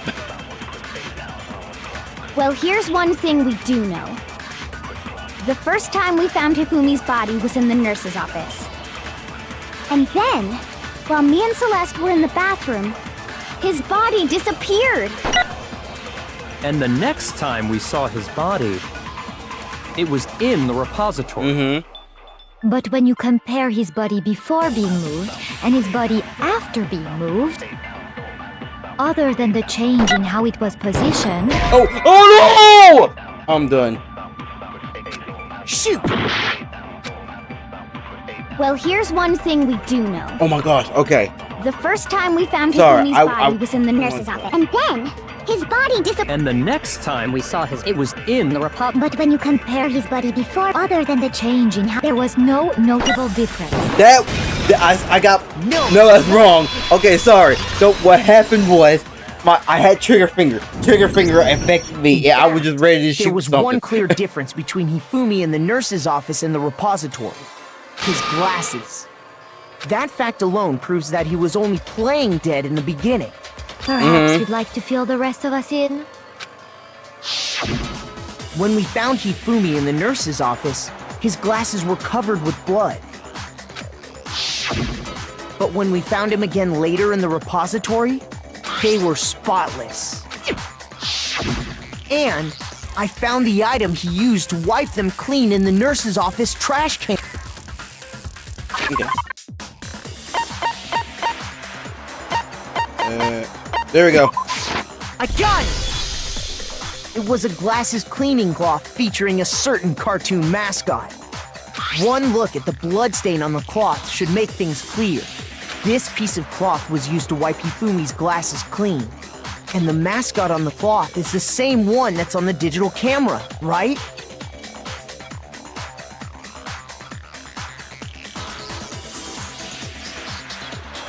Let me stop, sorry. And whose digital camera was it? Hifumi's, of course. The character was Princess Piggles from Demon Angel Pretty Pudgy Princess, I think. I highly doubt anyone but Hifumi would have brought something like this to school.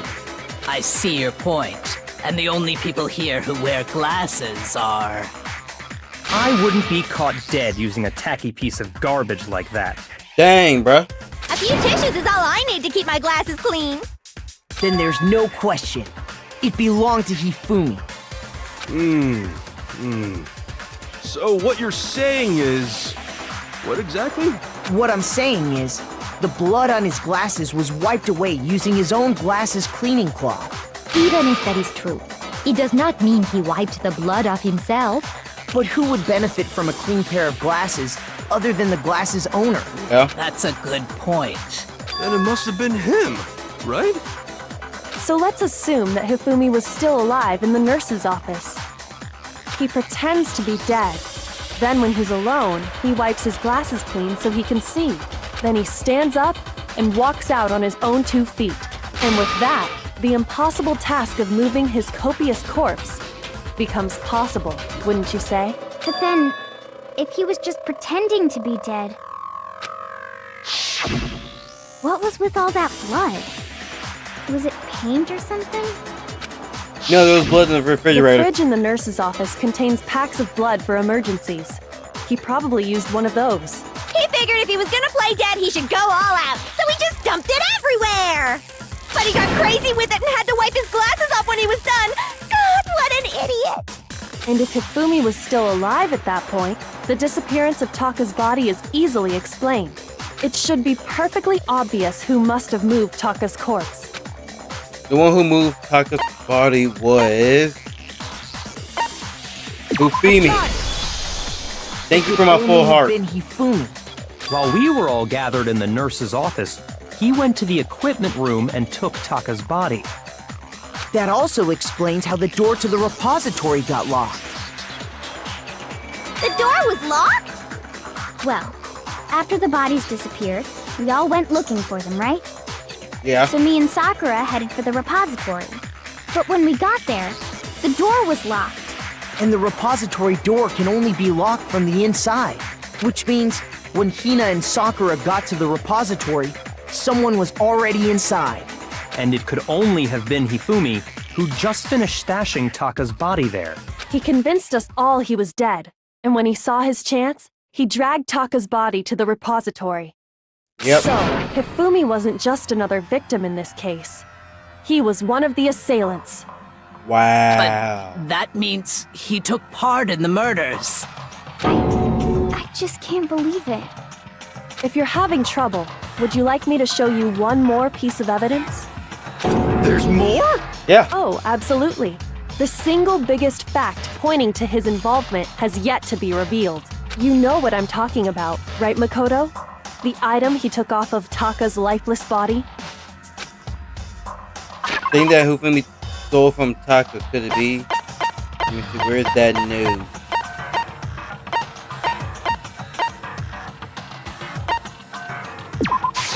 I got it! There we go. You're talking about the note Hifumi had hidden away, aren't you? Hidden note? That's right. We found it stuffed in his pants. What? In his His junk coming in the Yes, his pants. Everyone's stuck on pants. Okay, well, forget about the pants for now. Take a look at what the note says.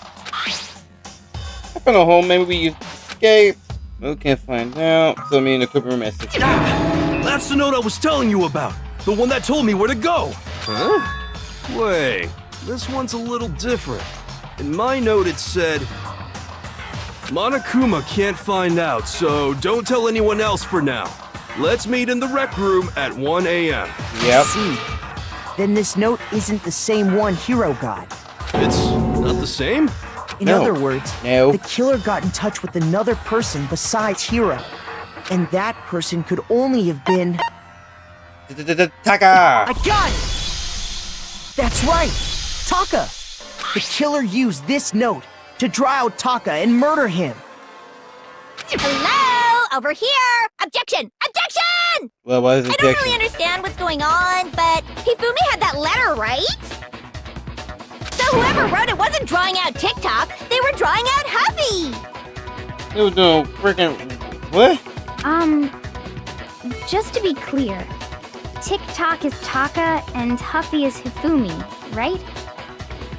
Ugh! Yes! Why must you ruin it every time? Man, Jennifer Jack is seriously scary, but still. I can't let her get to me. Okay, explain. Okay, let's hear your argument, girl. Or boy, whatever. Huffy had the note, right?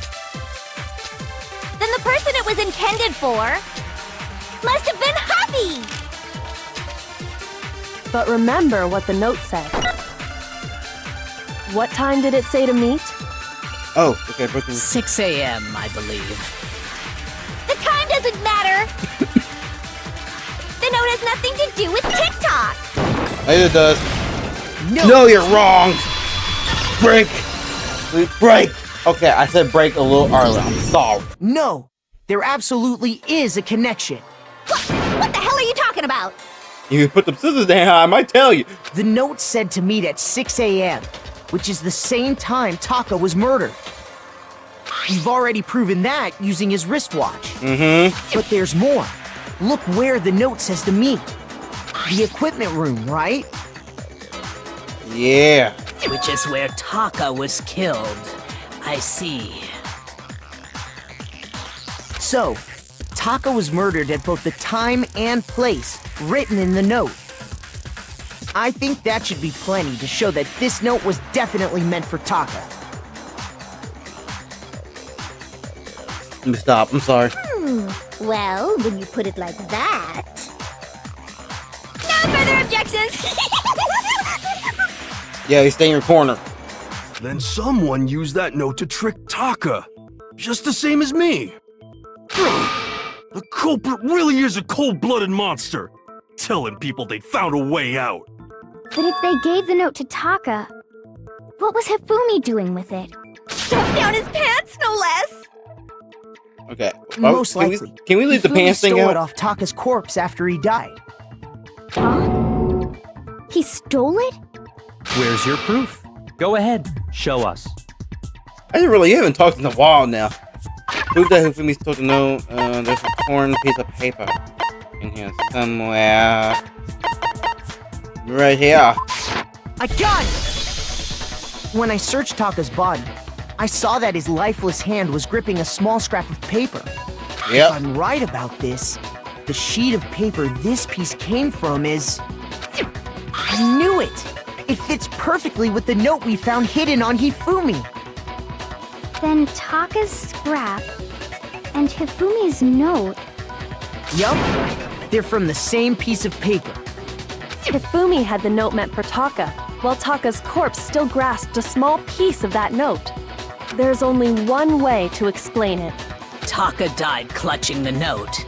Hifumi tried to free the note from his death grip. He even had a strong grip, because my goodness. Leaving behind only one small scrap.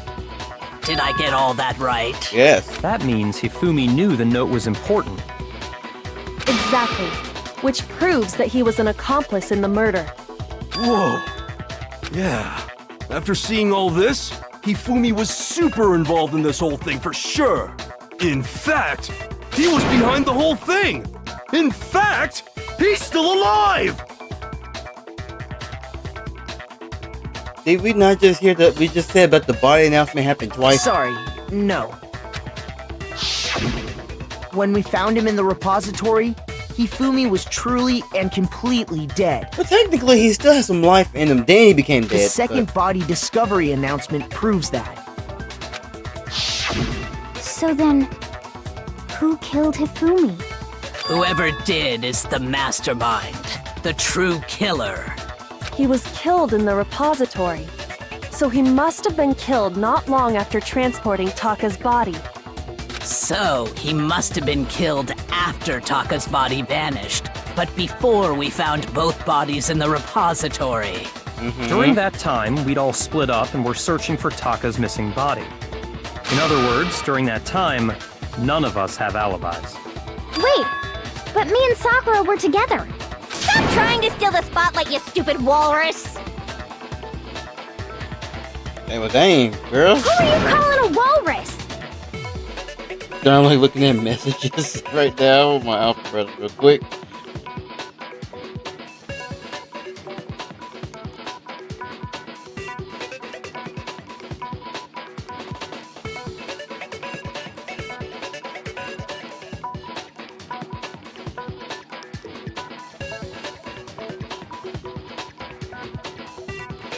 Anyway, when they were killed bothers me too.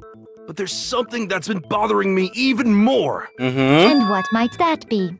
The weapon they used to kill Hifumi. The weapon? Yeah, because I mean, according to the Monokuma file, the way Taka and Hifumi were killed was almost the same, with them having similar fractures and all. But Justice Hammer 3 and 4 were still laying around in the nurse's office and equipment room, right? Yeah. So if Hifumi was killed in the repository, the culprit would have had to grab one of the hammers, kill Hifumi, then put the hammer back where they found it. But wouldn't that be seriously risky for him? I'm surprised. It seems there's some semblance of a brain knocking around that skull of yours after all. He was cooking. He was cooking. I ain't gonna lie. Hell yeah, it's packed in there good and I would dab him up. I kid you not. If I could reach this guy, I'd dab him up right there because my boy was cooking right He's there. right, though. I don't understand it either. The Monokuma file makes it clear that they were killed using similar instruments. But if the hammers were already laying around those other rooms... So the question is, how could the culprit have gotten their hands on either of the hammers? Personally, I haven't a clue. So which hammer was used to attack Celeste? Number 1 or number 2? Those were accounted for in other rooms too. And I don't think either one is big enough to kill someone. Then, Is it not possible they used a different weapon? I don't think it is possible. They were both killed with the same kind of thing, right? So then, what was used to kill Hifumi? The weapon that was actually used to kill Hifumi, a femur crack. The whole picture surrounding this case won't become clear until we figure that out. Somehow I have to find the truth.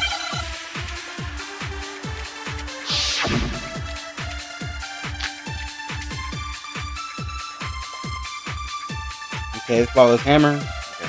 Let's see. What was used to kill Hifumi? Was it Justice Hammer 3?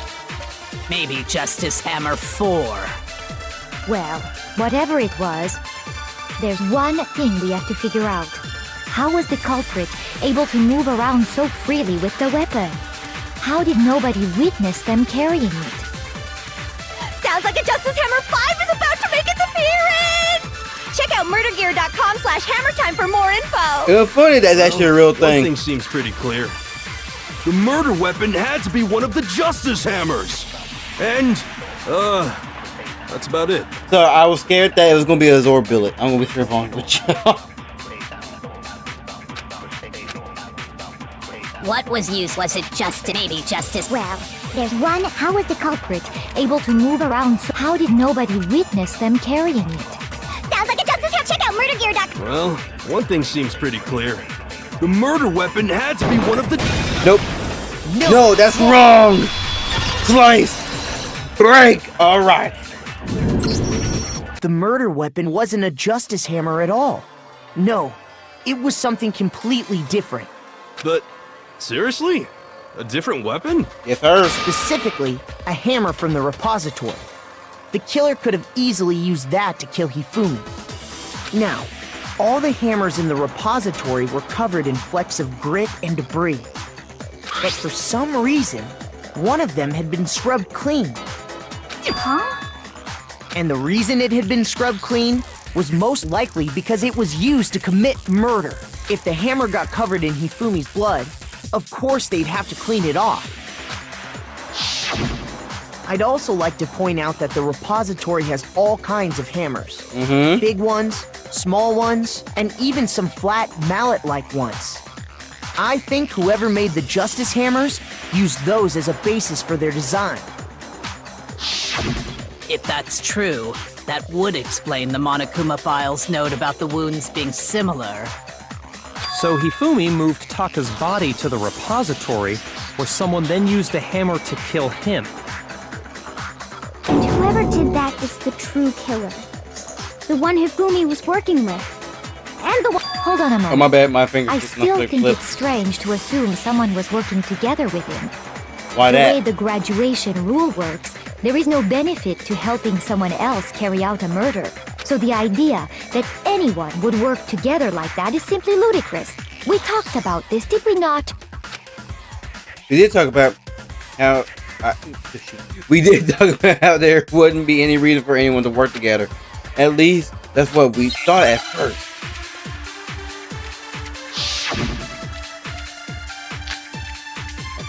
So since we already used it, I guess.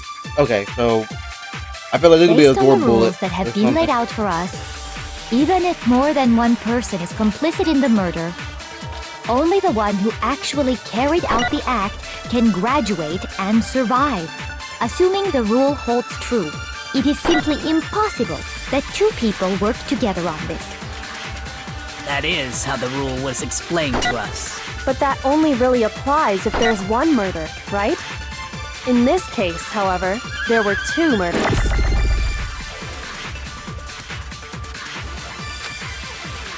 Based on the rules that have been laid out for us, Even if more than one only the one who actually carried out the act can graduate and survive. Assuming the rule holds true, it is simply...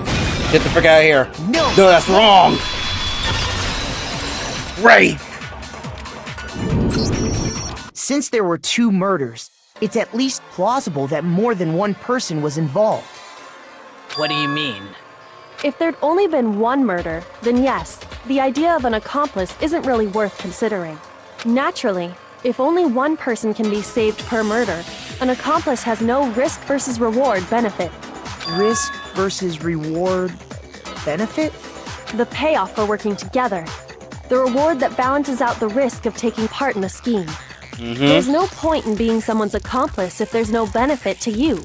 However, if there were some potential mutual reward for the risk, then cooperation becomes possible. You're saying that two people could act as each other's accomplices to commit two separate murders. I think that's what the true killer told Hifumi. They would each have an accomplice for their crime. And based on the case's events, Hifumi would have been the first one to act, murdering Taka. They made him carry out the first murder so he couldn't back out of helping them later on. So in this case, There wasn't one single person committing multiple murders. Instead, each person killed someone, creating two separate incidents. And it only looked like one person because that's how the true killer designed it to look. A single suspicious individual, a similar weapon used in each crime, disappearing bodies. By creating one seamless set of circumstances, they made it look like one person was behind it all. The mastermind picked their target and managed to convince him to go along with their plan. And then, to avoid the no accomplices rule, they simply killed their accomplice. Which, if true, means that betraying Hifumi was part of the plan from the very beginning. That's just awful. How could anyone be so cruel? You think so? I can't help but admire its cunning. Still, their choice of accomplice seems odd. The effort made to convince us the two murders were the same, that was the main characteristic this time. Kyoko must have noticed that fact from the very beginning, which is why she said not to look at this as a serious connected event, but entirely separate incident. Kyoko really is amazing, although, when you think about it, she's almost too amazing. Like, it's almost unnatural how good she is at I understand how an accomplice could be involved. But then, who was the one pulling Hifumi's strings? That's problem numero uno right now. Actually, that's a real big problem. You manipulated Hifumi to carry out a number of actions and in the end murdered him. In the debate up till now, the way the case has unfolded, when you consider all of that, there's really only one person who seems to fit. Bam! Here's my answer. You're the true culprit of this case. It was Celeste. Yeah. Do that little, what's the freaking dude name? Edgeworth finger. So I'm the suspicious individual now, Yes. am I? I really do hate this kind of joke. Just that was a joke. A joke? I wonder. So what you are saying, then, is that I specifically chose to work together with Hifumi. The idea that I would choose to spend any amount of time interacting with him, Oh, she's getting mad. that I would go within 10 feet of that shit for brains, that lazy, worthless, goddamn idiot! Pardonnez-moi. Okay. Just to be clear, there is evidence to support it. Is that so? The way you It acting. is. Throughout the investigation, there was certain behavior that was common only to the two of you. Considering what we've learned so far, it only further proves that the two of you were working together. What is it that only Hifumi and Celeste had in common?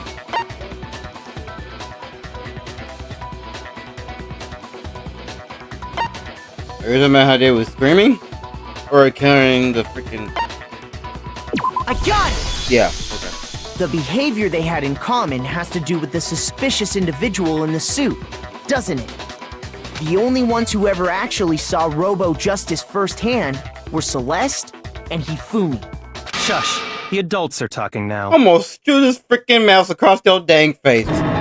Sorry. No, bro, no, you get off that stage, you say, pow, pow. No. As he said, only Celeste and Hifumi ever laid eyes on the costumed individual. If we accept that Hifumi was one of the culprits, we can't help but suspect what Celeste has said as well. Are you saying everything they told us was a lie? Yep. After taking Hifumi to the nurse's office, we all began our search for this individual, correct? And not too long after that, do you remember what Celeste said?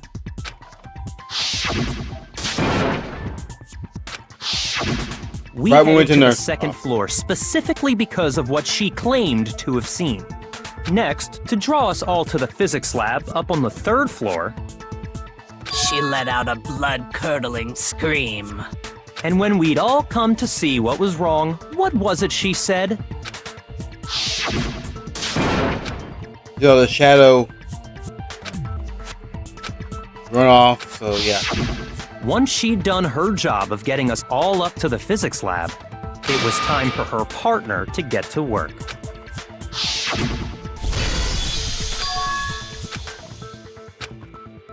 Yeah, we know that. We know. It was to get us to divide into two groups. In fact, Celeste was precisely the one who proposed that we split up. True. True. Well, if Celeste and Hifumi were working together, all those chance events suddenly become connected. And on top of that, that piercing cry of yours early on. The one that scared me. That was to signal Hifumi, wasn't it? It was your way of telling him, we're on the 3rd floor, everything's going according to plan. Why else would you let out a scream that could have carried across the sea? I just realized another strange thing. When we found Hifumi in the nurse's office, who we now know was only pretending to be dead,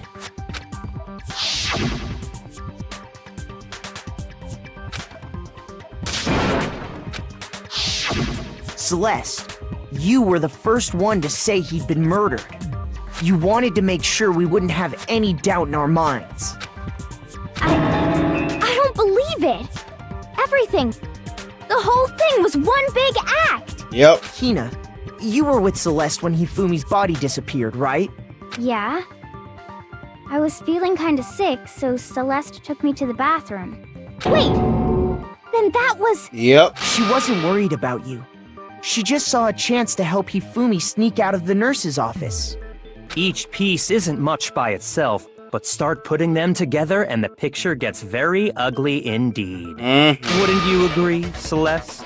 I have no idea what you mean. No, I think so innocent and nice. Don't bother trying to deny it. You made one fatal mistake. Oh, did I?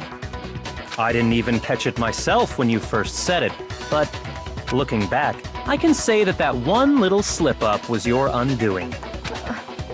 What are you talking about? I'm talking about what you said after Hifumi's body disappeared and we returned to the nurse's office. I'm really enjoying this. Enjoying the sight of us standing around frightened, confused. I remember her saying that too, but I don't understand what's so strange about it. Then pay attention. Sakura, Toko, and I were first to discover Taka's body in the equipment room. Then Makoto showed up and told us Hifumi had been killed. So Sakura and I left with Makoto. Once we were in the hall, we ran Isn't when into she said Celeste, those guys? and the 4 of us headed to the nurse's office. Now, the entire time we were together, none of us said anything about Taka being dead. Think about it. Celeste's comment doesn't make sense. It was completely out of place. Yeah, I see what you're talking about. Although I don't really get what it means. Then why did you say something? You hear that, Celeste? Everyone's having some trouble understanding. Could you repeat what you said? If you're really not the culprit, you shouldn't have any problem repeating it, right? Lugami said that Celeste's comment doesn't make any sense, but what is he doing to? I don't know what I don't know how to pronounce that word. I don't think I said it right.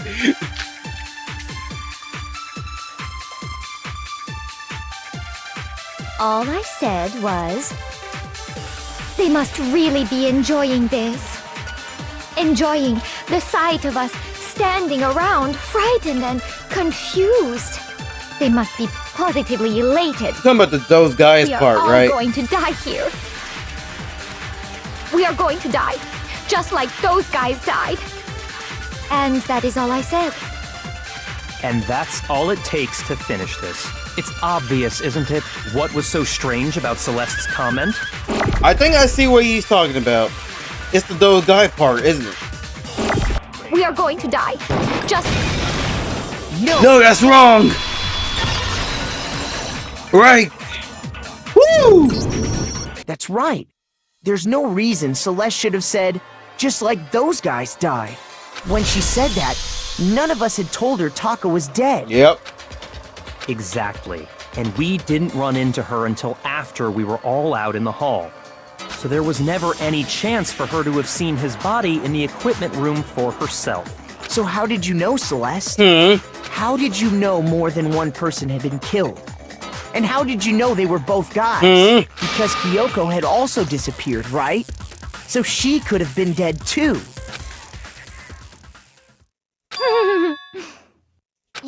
have such vivid imaginations. You know that? Nah. Imaginations.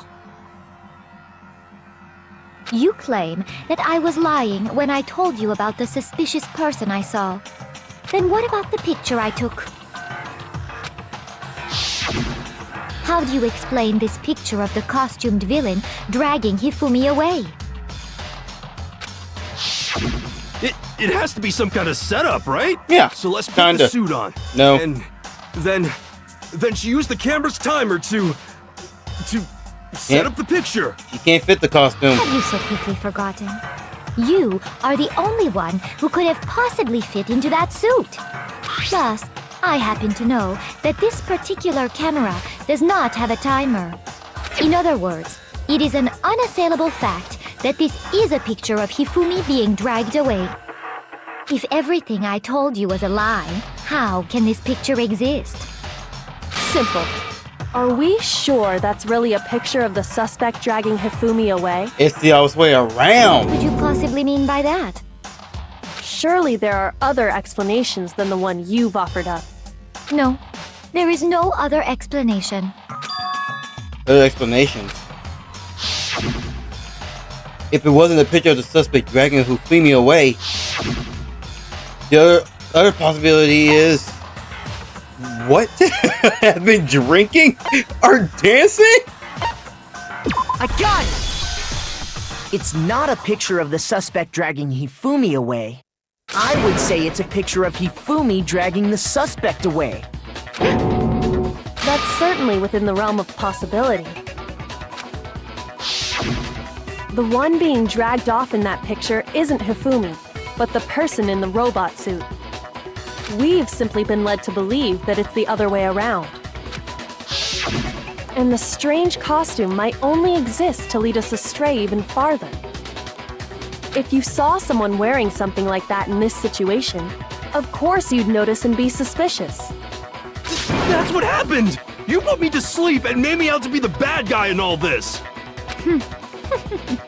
What you got to leave? Such a thing is utterly impossible. What you mean? Hifumi was dragging him away?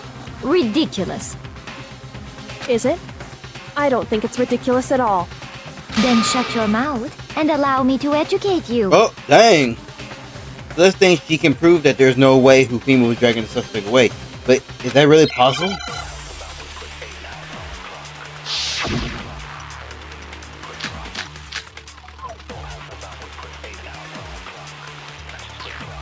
Alright.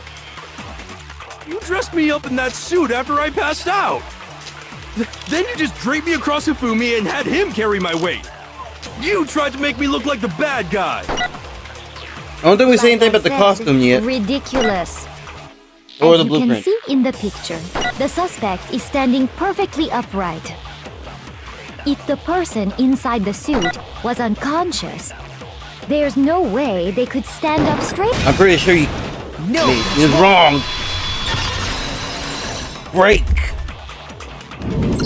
I hit the mic. No. Ow. Even if the person inside the suit were unconscious, they could still stand up like that. Because that Robo-Justice suit had a certain characteristic. Mm-hmm.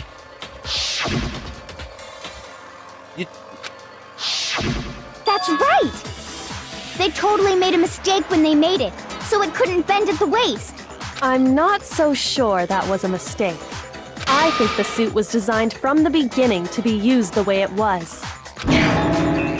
Celeste and Hifumi took the suit they'd specially designed and stuffed Hiro into it. That's how they were able to fake that whole thing.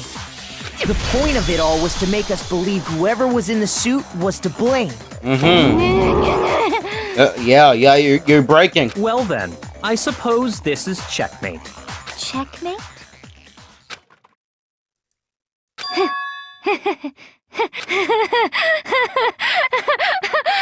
Uh-oh. She's losing her mind. Don't make me laugh, you idiot!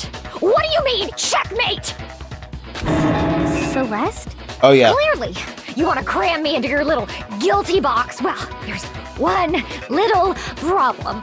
What? Have you already forgotten what Hifumi told us as he lay dying? Something about the last name? Even though, my God, I can't get an effect how big he is. Yasuhiro? When we asked him who had attacked him, his answer was quite clear. Was it not? He said, and I quote, Yasuhiro. In other words, Yasuhiro Hagakure! Right! But my name isn't really Yasuhiro! It's actually Taro! So you changed the name? Your confusing statements don't make any sense. You're only making things more complicated. He did say Yasuhiro, but are we sure he was really pointing the finger at Hiro? What the hell are you talking about? I'll burn you alive! My God! Kyoko, what do you mean by that? Think back to how Hifumi used to talk to us. How did he refer to each of us?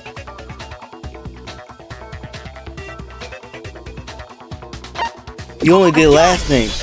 Oh yeah, That's right. Our last names. Oh yeah. He called us all by our last names. Exactly. I know I heard him say Mr. Naegi more than once, for example. Yeah. So if Hifumi did mean to say Hiro's name, he would have said his last name, Hagakure.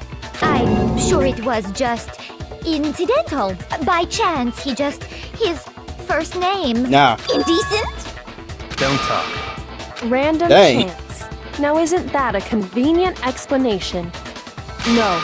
There's no reason to think he would have said the name any different than normal, but he must have run out of energy before he could say any more. So Hifumi was trying to tell us the last name of whoever killed him? But the name he said doesn't apply to anyone here. Well, no. Hold on. There's one person it could The handbook. apply to. The and handbook. That's Celeste. She never actually told us what her real name is. What? Did Yeah, give me you the just handbook, say? girl. Give me the handbook. You think you'd take your false accusation so far? I don't know whether to laugh or spit! Okay. Come on! Enough with your idiotic blather! Yasuhiro is a loser's name! Do I look like a loser to you? Oh, you're about to be. Well, do I? Yeah. What? I think I've earned the right to be a little on edge. Little, dude, your whole face is like up to the point you're about to kill me. Okay, then fill us in. What's your real name? Make sure your ear holes are wide open and listen up! My real name is Celestia Ludenberg. Could you please stop making me repeat myself over and over again? No, I'm gonna keep going. Just to make you mad. Still won't give up. So then you have to do something to make it accept it. Alright. Okay. Okay. Okay. Okay. In the Hifumi handbook. was trying to tell us something. He wanted us to know the killer's last name, Yasuhiro. Nah, dang it. I missed the thing. If there's one person here who might have that last name, It would have to be you, Celeste.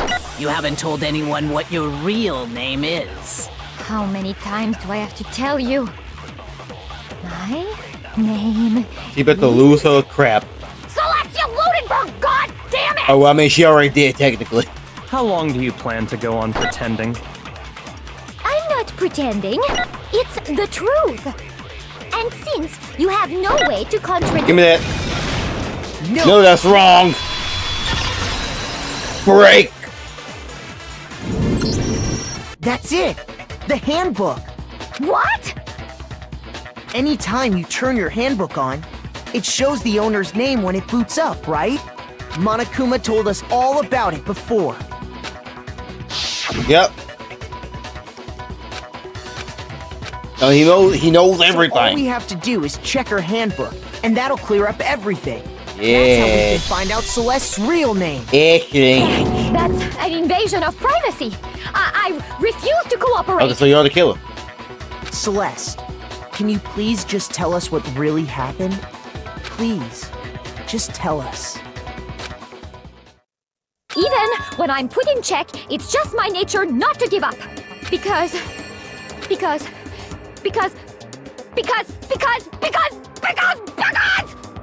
until the game's over, you never know what might happen. Oh yeah, she is a gambler. Forget about Fine that. then. Let me settle it. Bet. Let me go over the case again, from the beginning. Yeah. And shed light on all your crimes. Let's do it. And that'll bring everything to an end. Yes. Closing arguments. Begin. First of all, that face though.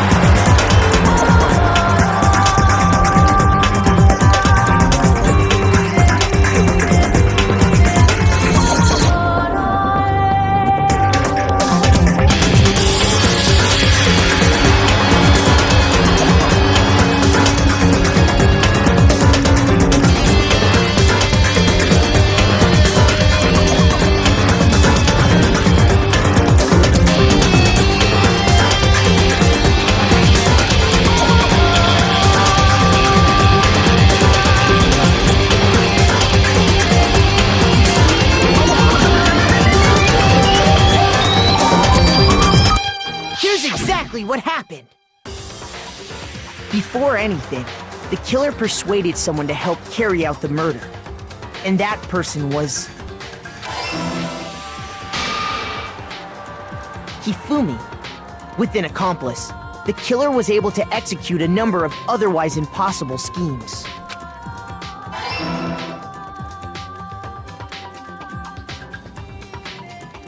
First, they convinced someone to meet them in the rec room last night at 1 in the morning. That someone they met with was Hiro. The murderous duo intended to pass Hiro off as the prime suspect. So when they met up with him,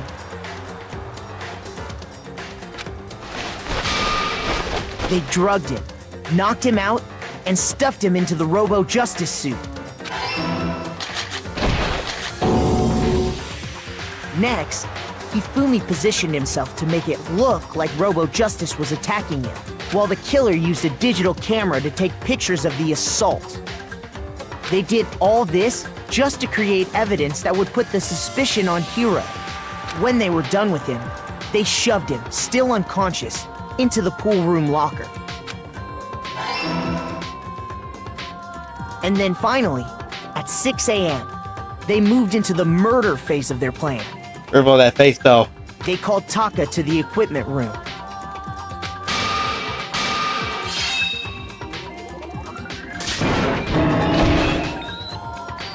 And that's where Hifumi killed him, making it the scene of the first murder. The murder weapon was Justice Hammer 4, which was left there in the equipment room. The reason Hammer number 4 was used was to create confusion about the order of the crimes. So, next they falsified 2 more assault incidents. For these attacks, the killers pretended to be the victims, to solidify Robo-Justice as the suspect. The first fake incident was the attack in the rec room. There, the killers wanted us to see Justice Hammer 1, and the Robo-Justice pictures they'd taken. They wanted to make sure we bought the surprise attack story. The second fake incident was the attack in the library.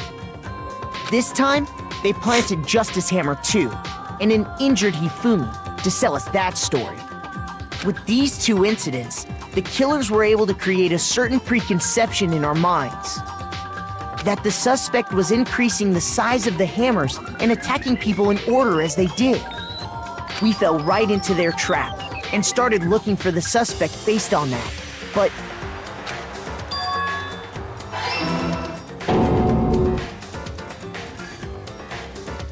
while we did that, we left Hifumi alone in the nurse's office. This was exactly what Hifumi was hoping for.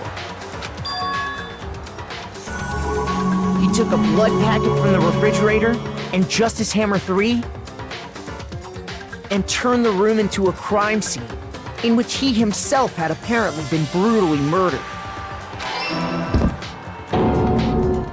He let out a scream to draw us back, and when we returned, that's what we found. Meanwhile, The other group that had been out searching found Taka's body at the same time. So when we heard the body discovery announcement, we naturally assumed it was for Hifumi. We left the nurse's office, and Hifumi once again took advantage of the situation. He simply got up and made his escape. When we learned his body had disappeared, we all rushed back to the nurse's office. And once again, Hifumi had the chance he was waiting for. This time, he snuck into the equipment room.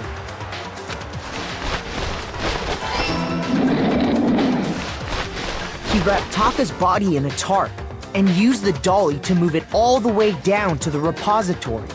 That explains how each of the bodies disappeared. But even Hifumi didn't know what the true killer had in mind for their final act. Well, dang. Their plan all along was to kill Hifumi and get rid of the one person who could betray them. And they did it using an ordinary, everyday hammer from the repository. That should cover everything that happened in this case. And the villain behind it all is...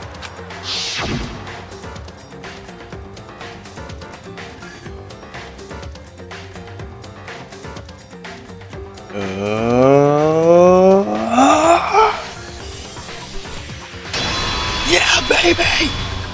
Celeste! Sorry, you lose. The ultimate gambler. Complete.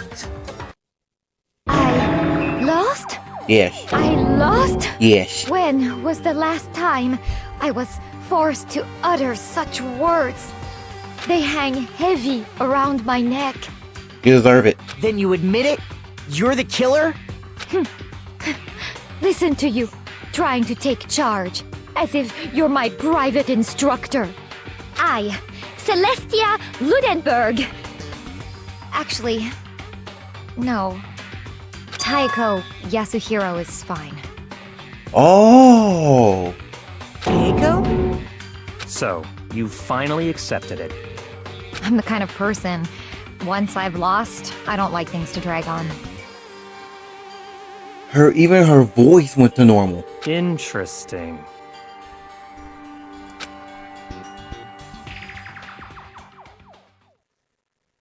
Okay, yeah. Oh, I gotta be A, B. I probably gotta be.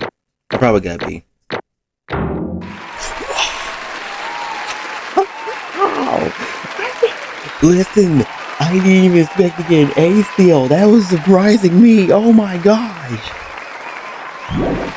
Thank you. No, I keep forgetting we have metal. I do. Okay, Monokuma. I'm ready to begin. Or, no. I suppose this is the end, isn't it? Yep. Yep. It is indeed the moment we've all been waiting for. Time to vote. Okay? Okay. If you would, please locate your lever and cast your vote. And when the votes are tallied, who will become the blackened? Will you make the right choice or the dreadfully wrong one? What's it gonna be? What's it gonna be? Taco. You said her name was Taco? Boom. You're guilty. Get on out of here.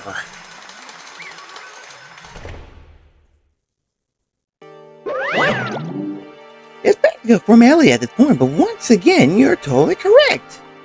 The blackened this time, the true killer who deceived the whole thinking scheme was... Ta-da! Celeste Ludenberg, or more precisely...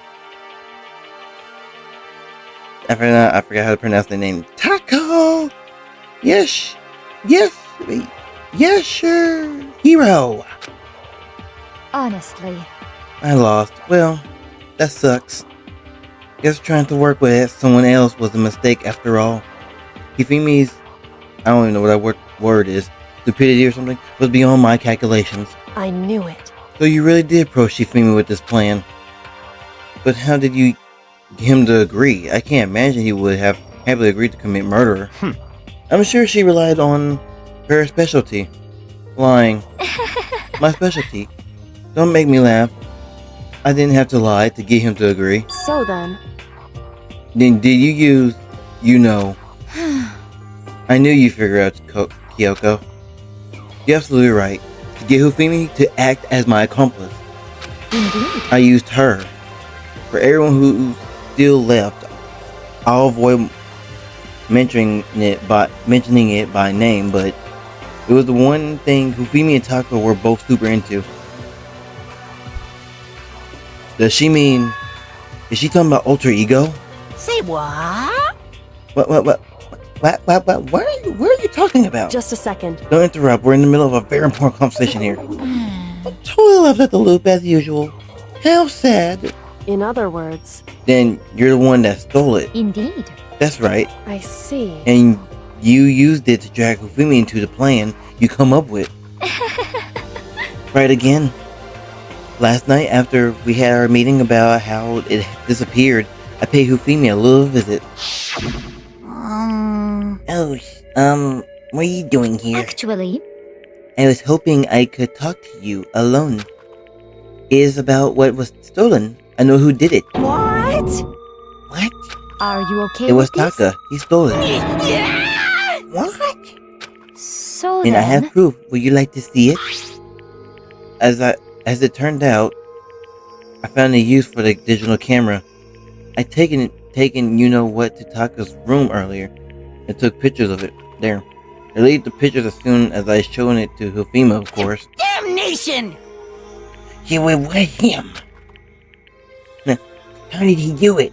She was supposed to yell if either of us got closer. You're correct, which is why Taka forced me to steal it. Say what? What? as for me, Please forgive me. He threatened me. Oh, He did. as for He me, came to my room last night unannounced, and then it's hard for me to even say. He abused me. what? What? Ugh. He took pictures. He said if I did not do as he asked, he would show them to everyone. So I had no choice. Damnation! It's a crime. It's absolute crime. I knew he'd gone a little crazy, but Say what? I never imagined he would go that far. It was amazing how completely he bought it. I can't express how enjoyable that was. I'm about to say something I never said before in my life. I'm going to kill him. I'm going to kill him. most unfortunate. Hey, please, if you go now, you will be playing right into his hand. Actually, Taka is planning to use her to escape, and he has made you his target. What?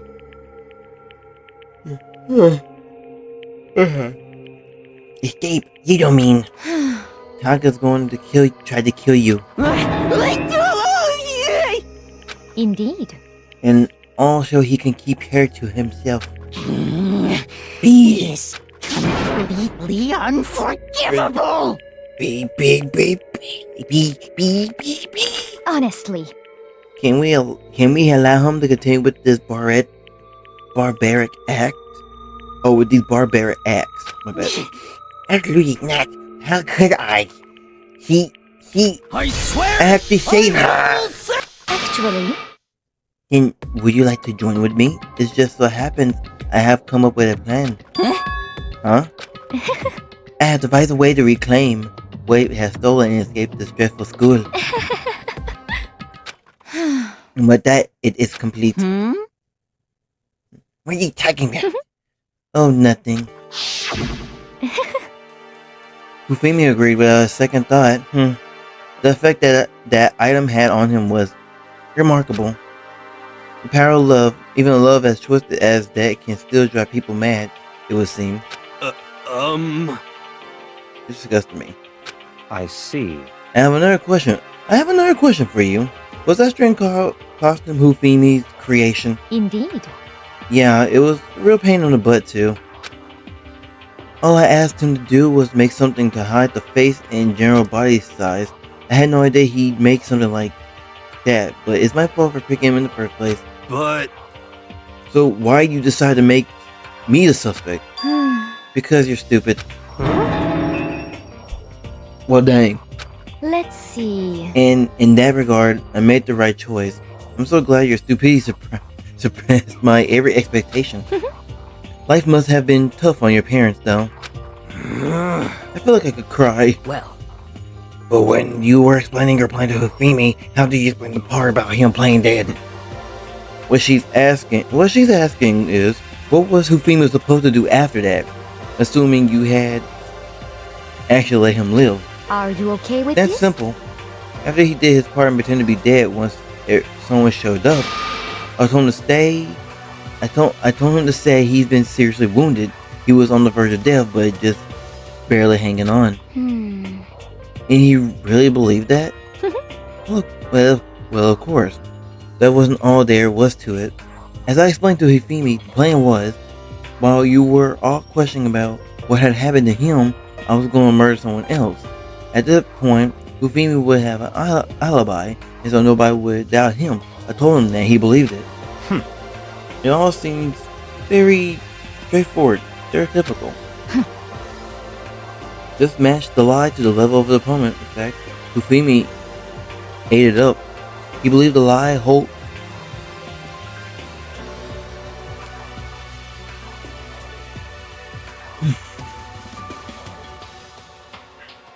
wholeheartedly, right up until the moment of his death.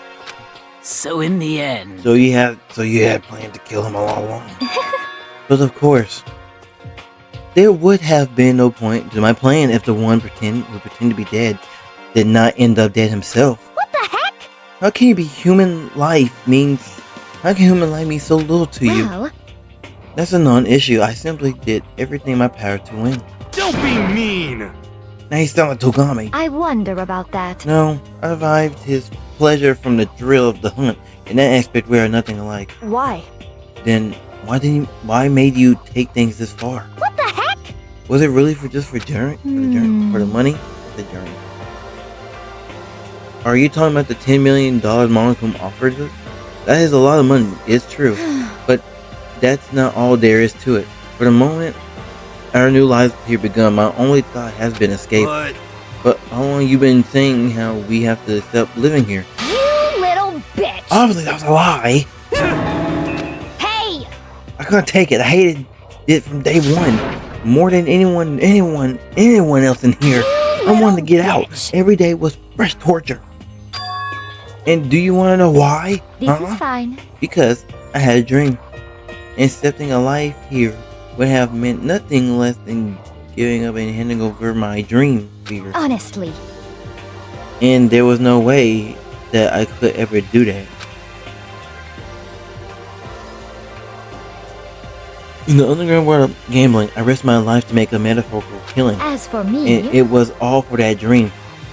And what was the dream of yours? Isn't it What was the dream of wonderful? yours? To live in an utopian castle. A castle? And to gather handsome men all over the world to serve as my butler / bodyguards. Okay, hold on. I was going to make them dress up like vampires and safety my satisfying needs. Once I attained that, I would have created a perfectly world of descendants. This is fine. Living until the rest of my life there was my only dream, my only goal. That's what life is all about. Combined with my own winnings, Monokuma's $10 million would have made that dream a reality. I got right to the edge, but There is nothing to be unfortunately done. my dream has been scattered but to the wind. And I don't have any regrets. I pursued my dream to the very end. So why would I? Just the worst. It's not passionate, but you were really able to kill your own friends for it? Oh, Are you asking me to feel guilty? That's a pointless endeavor. I think nothing of sacrificing others for my own ends. I feel nothing. do you understand? That's all there is to it. That's what makes me complete.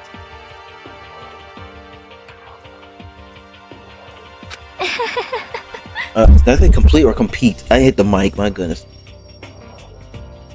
Isn't it terrifying how different our values are? There's simply no reason for understanding. What is this? That's what we should be saying. Plus, how can you be so calm? Didn't you realize you're about to die? Why are you scared? My ability to lie is unrivaled, and I take pride in that. It's not just other people, I can even control my own emotion. The consciousness deceives the unconsciousness. And that's why you're not scared? Yes, indeed. That's right. I don't fear death. Kill me however you like. But you know, I could be incarnation. If I had a choice, then Isn't it wonderful? I think I would like to come back as Mary. I don't even know what the last name. Hey. You just get executed again. Celeste smiles then, and when she did, it looked like to me like a poor effort to force it. She claimed she could feel her own feelings, but that statement itself must have been her final lie. And that weak fake smile is what betrayed her. Chills! Chills! Well done. Chills! Okay, then let's get flowing. The Vikings deserve the peace and must pay the price. Now then, I've prepared a very special punishment! For her, the ultimate gambler. Let's give it everything we've got! It's punishment time! I guess I'll let Kyoko hold on to this. What? Will it really give you the hope you're looking for? I can't say I ever saw it that way. Which is why... Actually, it's not important. Well then, take care, everyone. See ya. Perhaps we'll meet again. In another life. See ya. Okay, let's see what the death is this time. What's the punishment?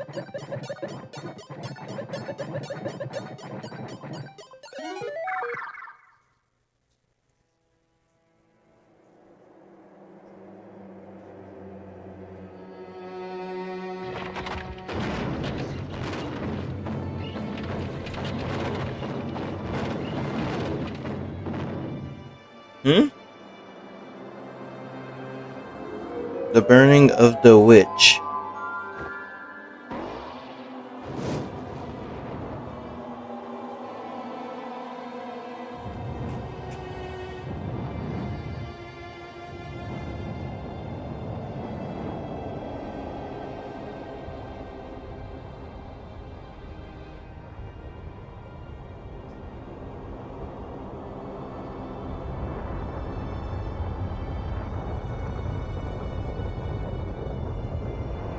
This is the most calm.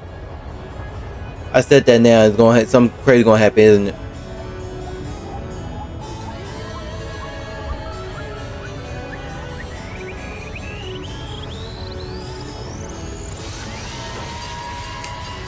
I just said.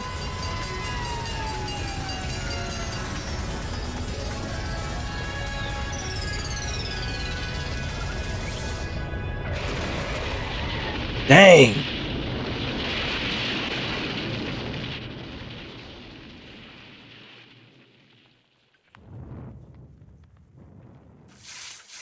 What was the point of hers? Because how ordinary it was.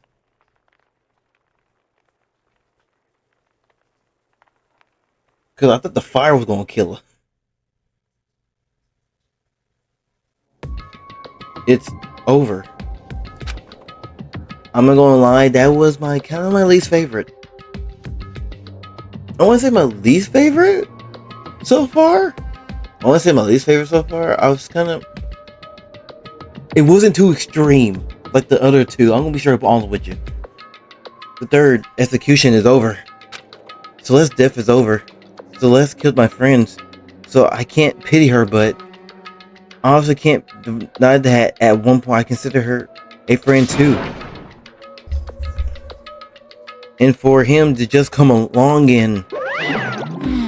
Isn't it just awful? Someone could have cut free of their regrets from the outside world. And some more people had to die. Extreme! You guys are still young. You need to place more value in your lives. What are you gonna do? Jeez, here I thought you guys were gonna pass the torch of hope to the next generation. Let me out of here! What do I care about hope? I'll throw it in the trash if you just let me out of here. Too bad. You're on the embodiment of hope, whether you like it or not. And my destiny is to knock you down one by one. It's sad, yes it is, but the reality just can't be unfolded. Don't talk like you're not responsible. How long are you gonna make us keep going through this? What do you want from us? Strange. Gosh, I'm sick of you people asking me that. Give me a breast already. Hmm. So anyway, Kyoki, did I see you get some kind of key type object from the list? Hey! What's the deal with that? What? What's the matter? So then, I'll answer your question if you answer mine. you. What did you do? What did you do to me? Ooh. What? Hey, Answer me. What did you do to my body? Ooh. Oh man. Oh gee. Oh man. Oh gee. What do you mean? What did I do? Oh my gosh, you're thinking the wrong thing. I have no idea. I don't know anything about it. What was that just now? The mastermind did something to Kyoko's body? What does that mean? Hello. Okay, things are getting a little awkward. I think it's about time I get on out of here. Well? Meanwhile, you can go enjoy your school life. If you get lonely, give me a shout. Now that I'll do anything about it, of course. See ya later! Makoto disappeared, leaving us all despaired and depressed. Although it was a smart call. Wait. What am I reading? Although it wasn't all despair, I don't know where call came from. There was one small hope. Hey Kyoko, Monaco already mentioned it, but what's that key that Celeste gave you? Most likely, it's the key to one of the dressing room lockers. What? Then that means Celeste probably headed in there. Hey, I suppose sometimes it's easy to miss what's right beneath your nose. Well then, we better check it out. Indeed. Good idea. We left the courtroom, rested the dressing room. As we approached the dressing room, Kyoko looked back at us and said, Hey. I'm gonna go on alone from here.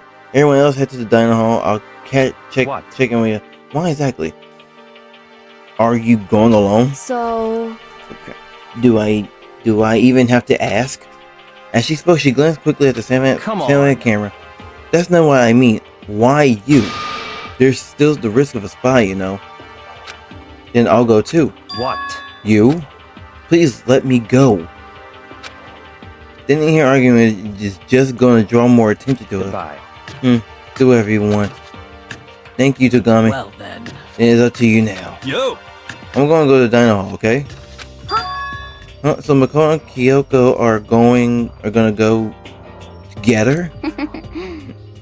Does that mean what I think it means? Okay. I feel like Makoto, girls like her are total pushovers when you know show a little backbone. I try to forget what Hina said. Everyone heads to the dining hall, leaving me and Kyoko. Shall we go? Yeah,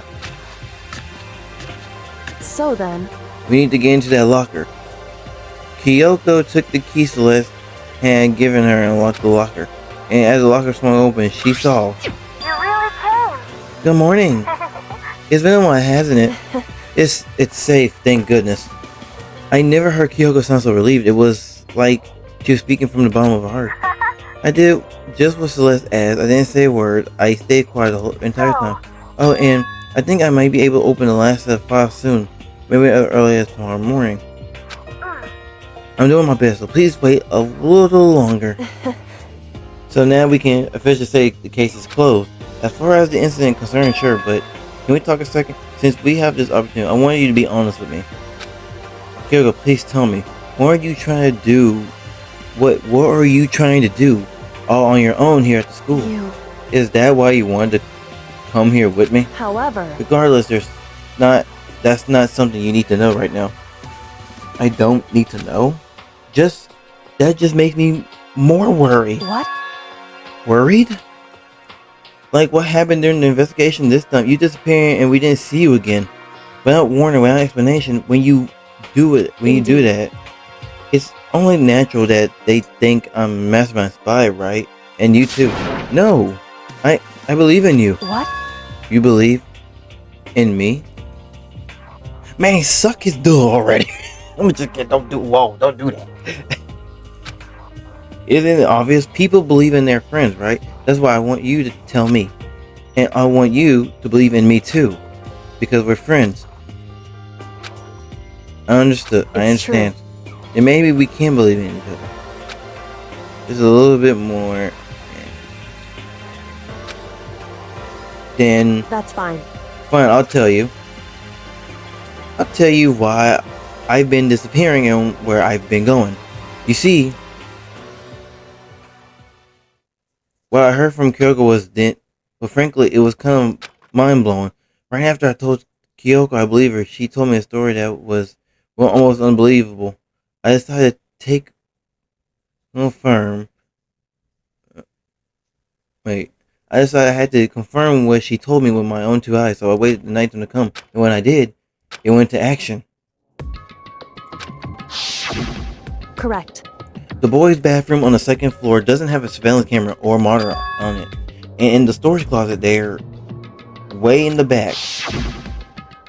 She said it was way in the back of the boys' bathroom storage closet, but could Kyoko really be right about this?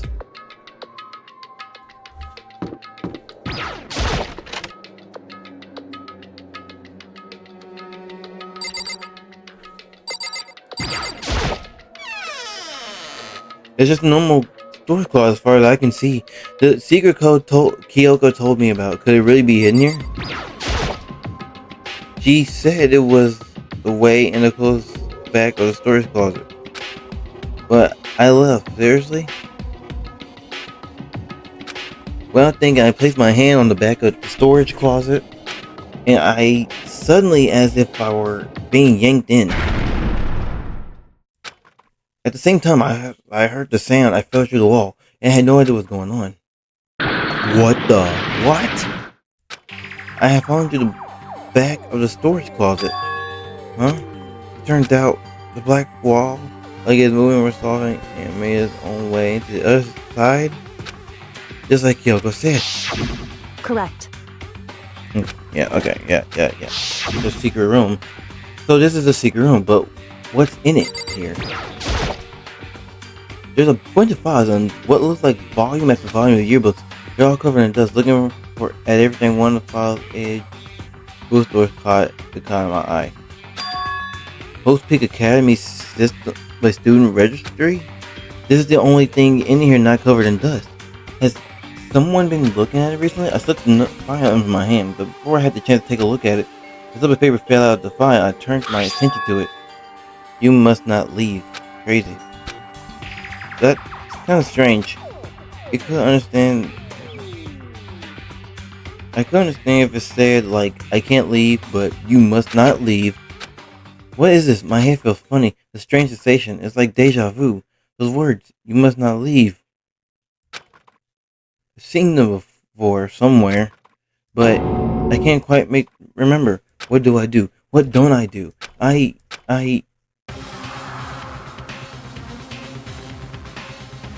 Oh! A strange sound rang out in my head. It felt like it was shaking my brain back and forth. And then darkness. I don't understand what happened. I don't understand what started me. It's all over. And with that, I opened my eyes. I don't know how long it's been. Ow! Apparently something hit me and I lost confidence. That's all I understood. The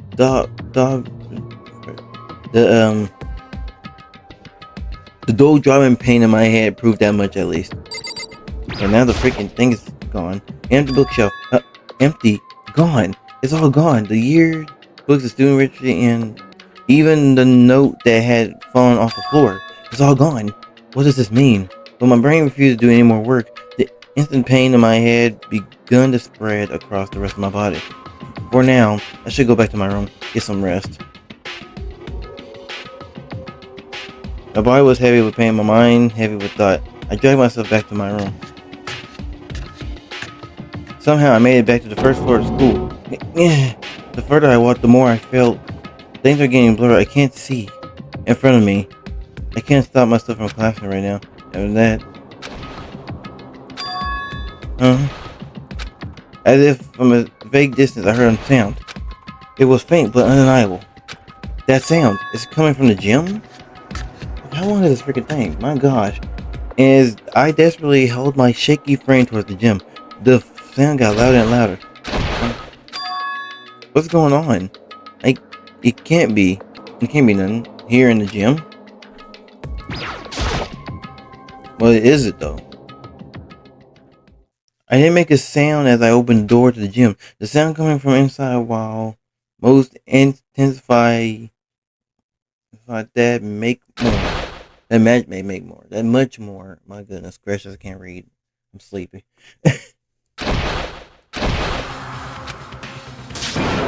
Whoa. Whoa.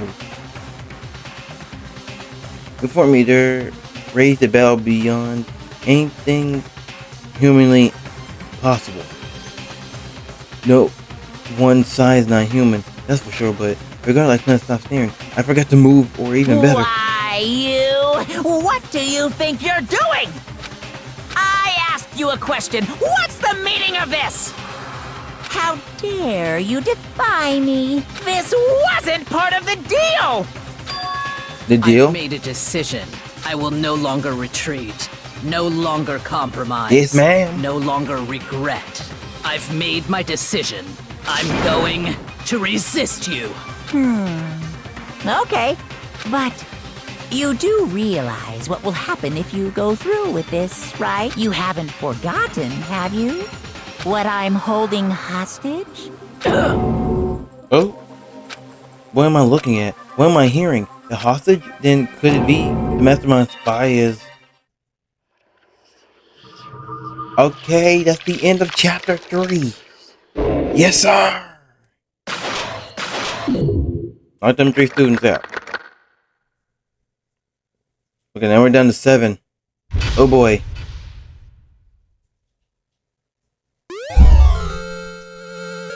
We got Super Robo Justice. One more roll here, everybody. I hope you enjoyed the video. We'll be heading to chapter 4, and I think we got chapter 5, and then there's chapter 6, I believe. So we got 3 more chapters to get finished. Okay, but I'm doing that like much more videos. Hit that bell, and I'll see you on the next video. Bye bye.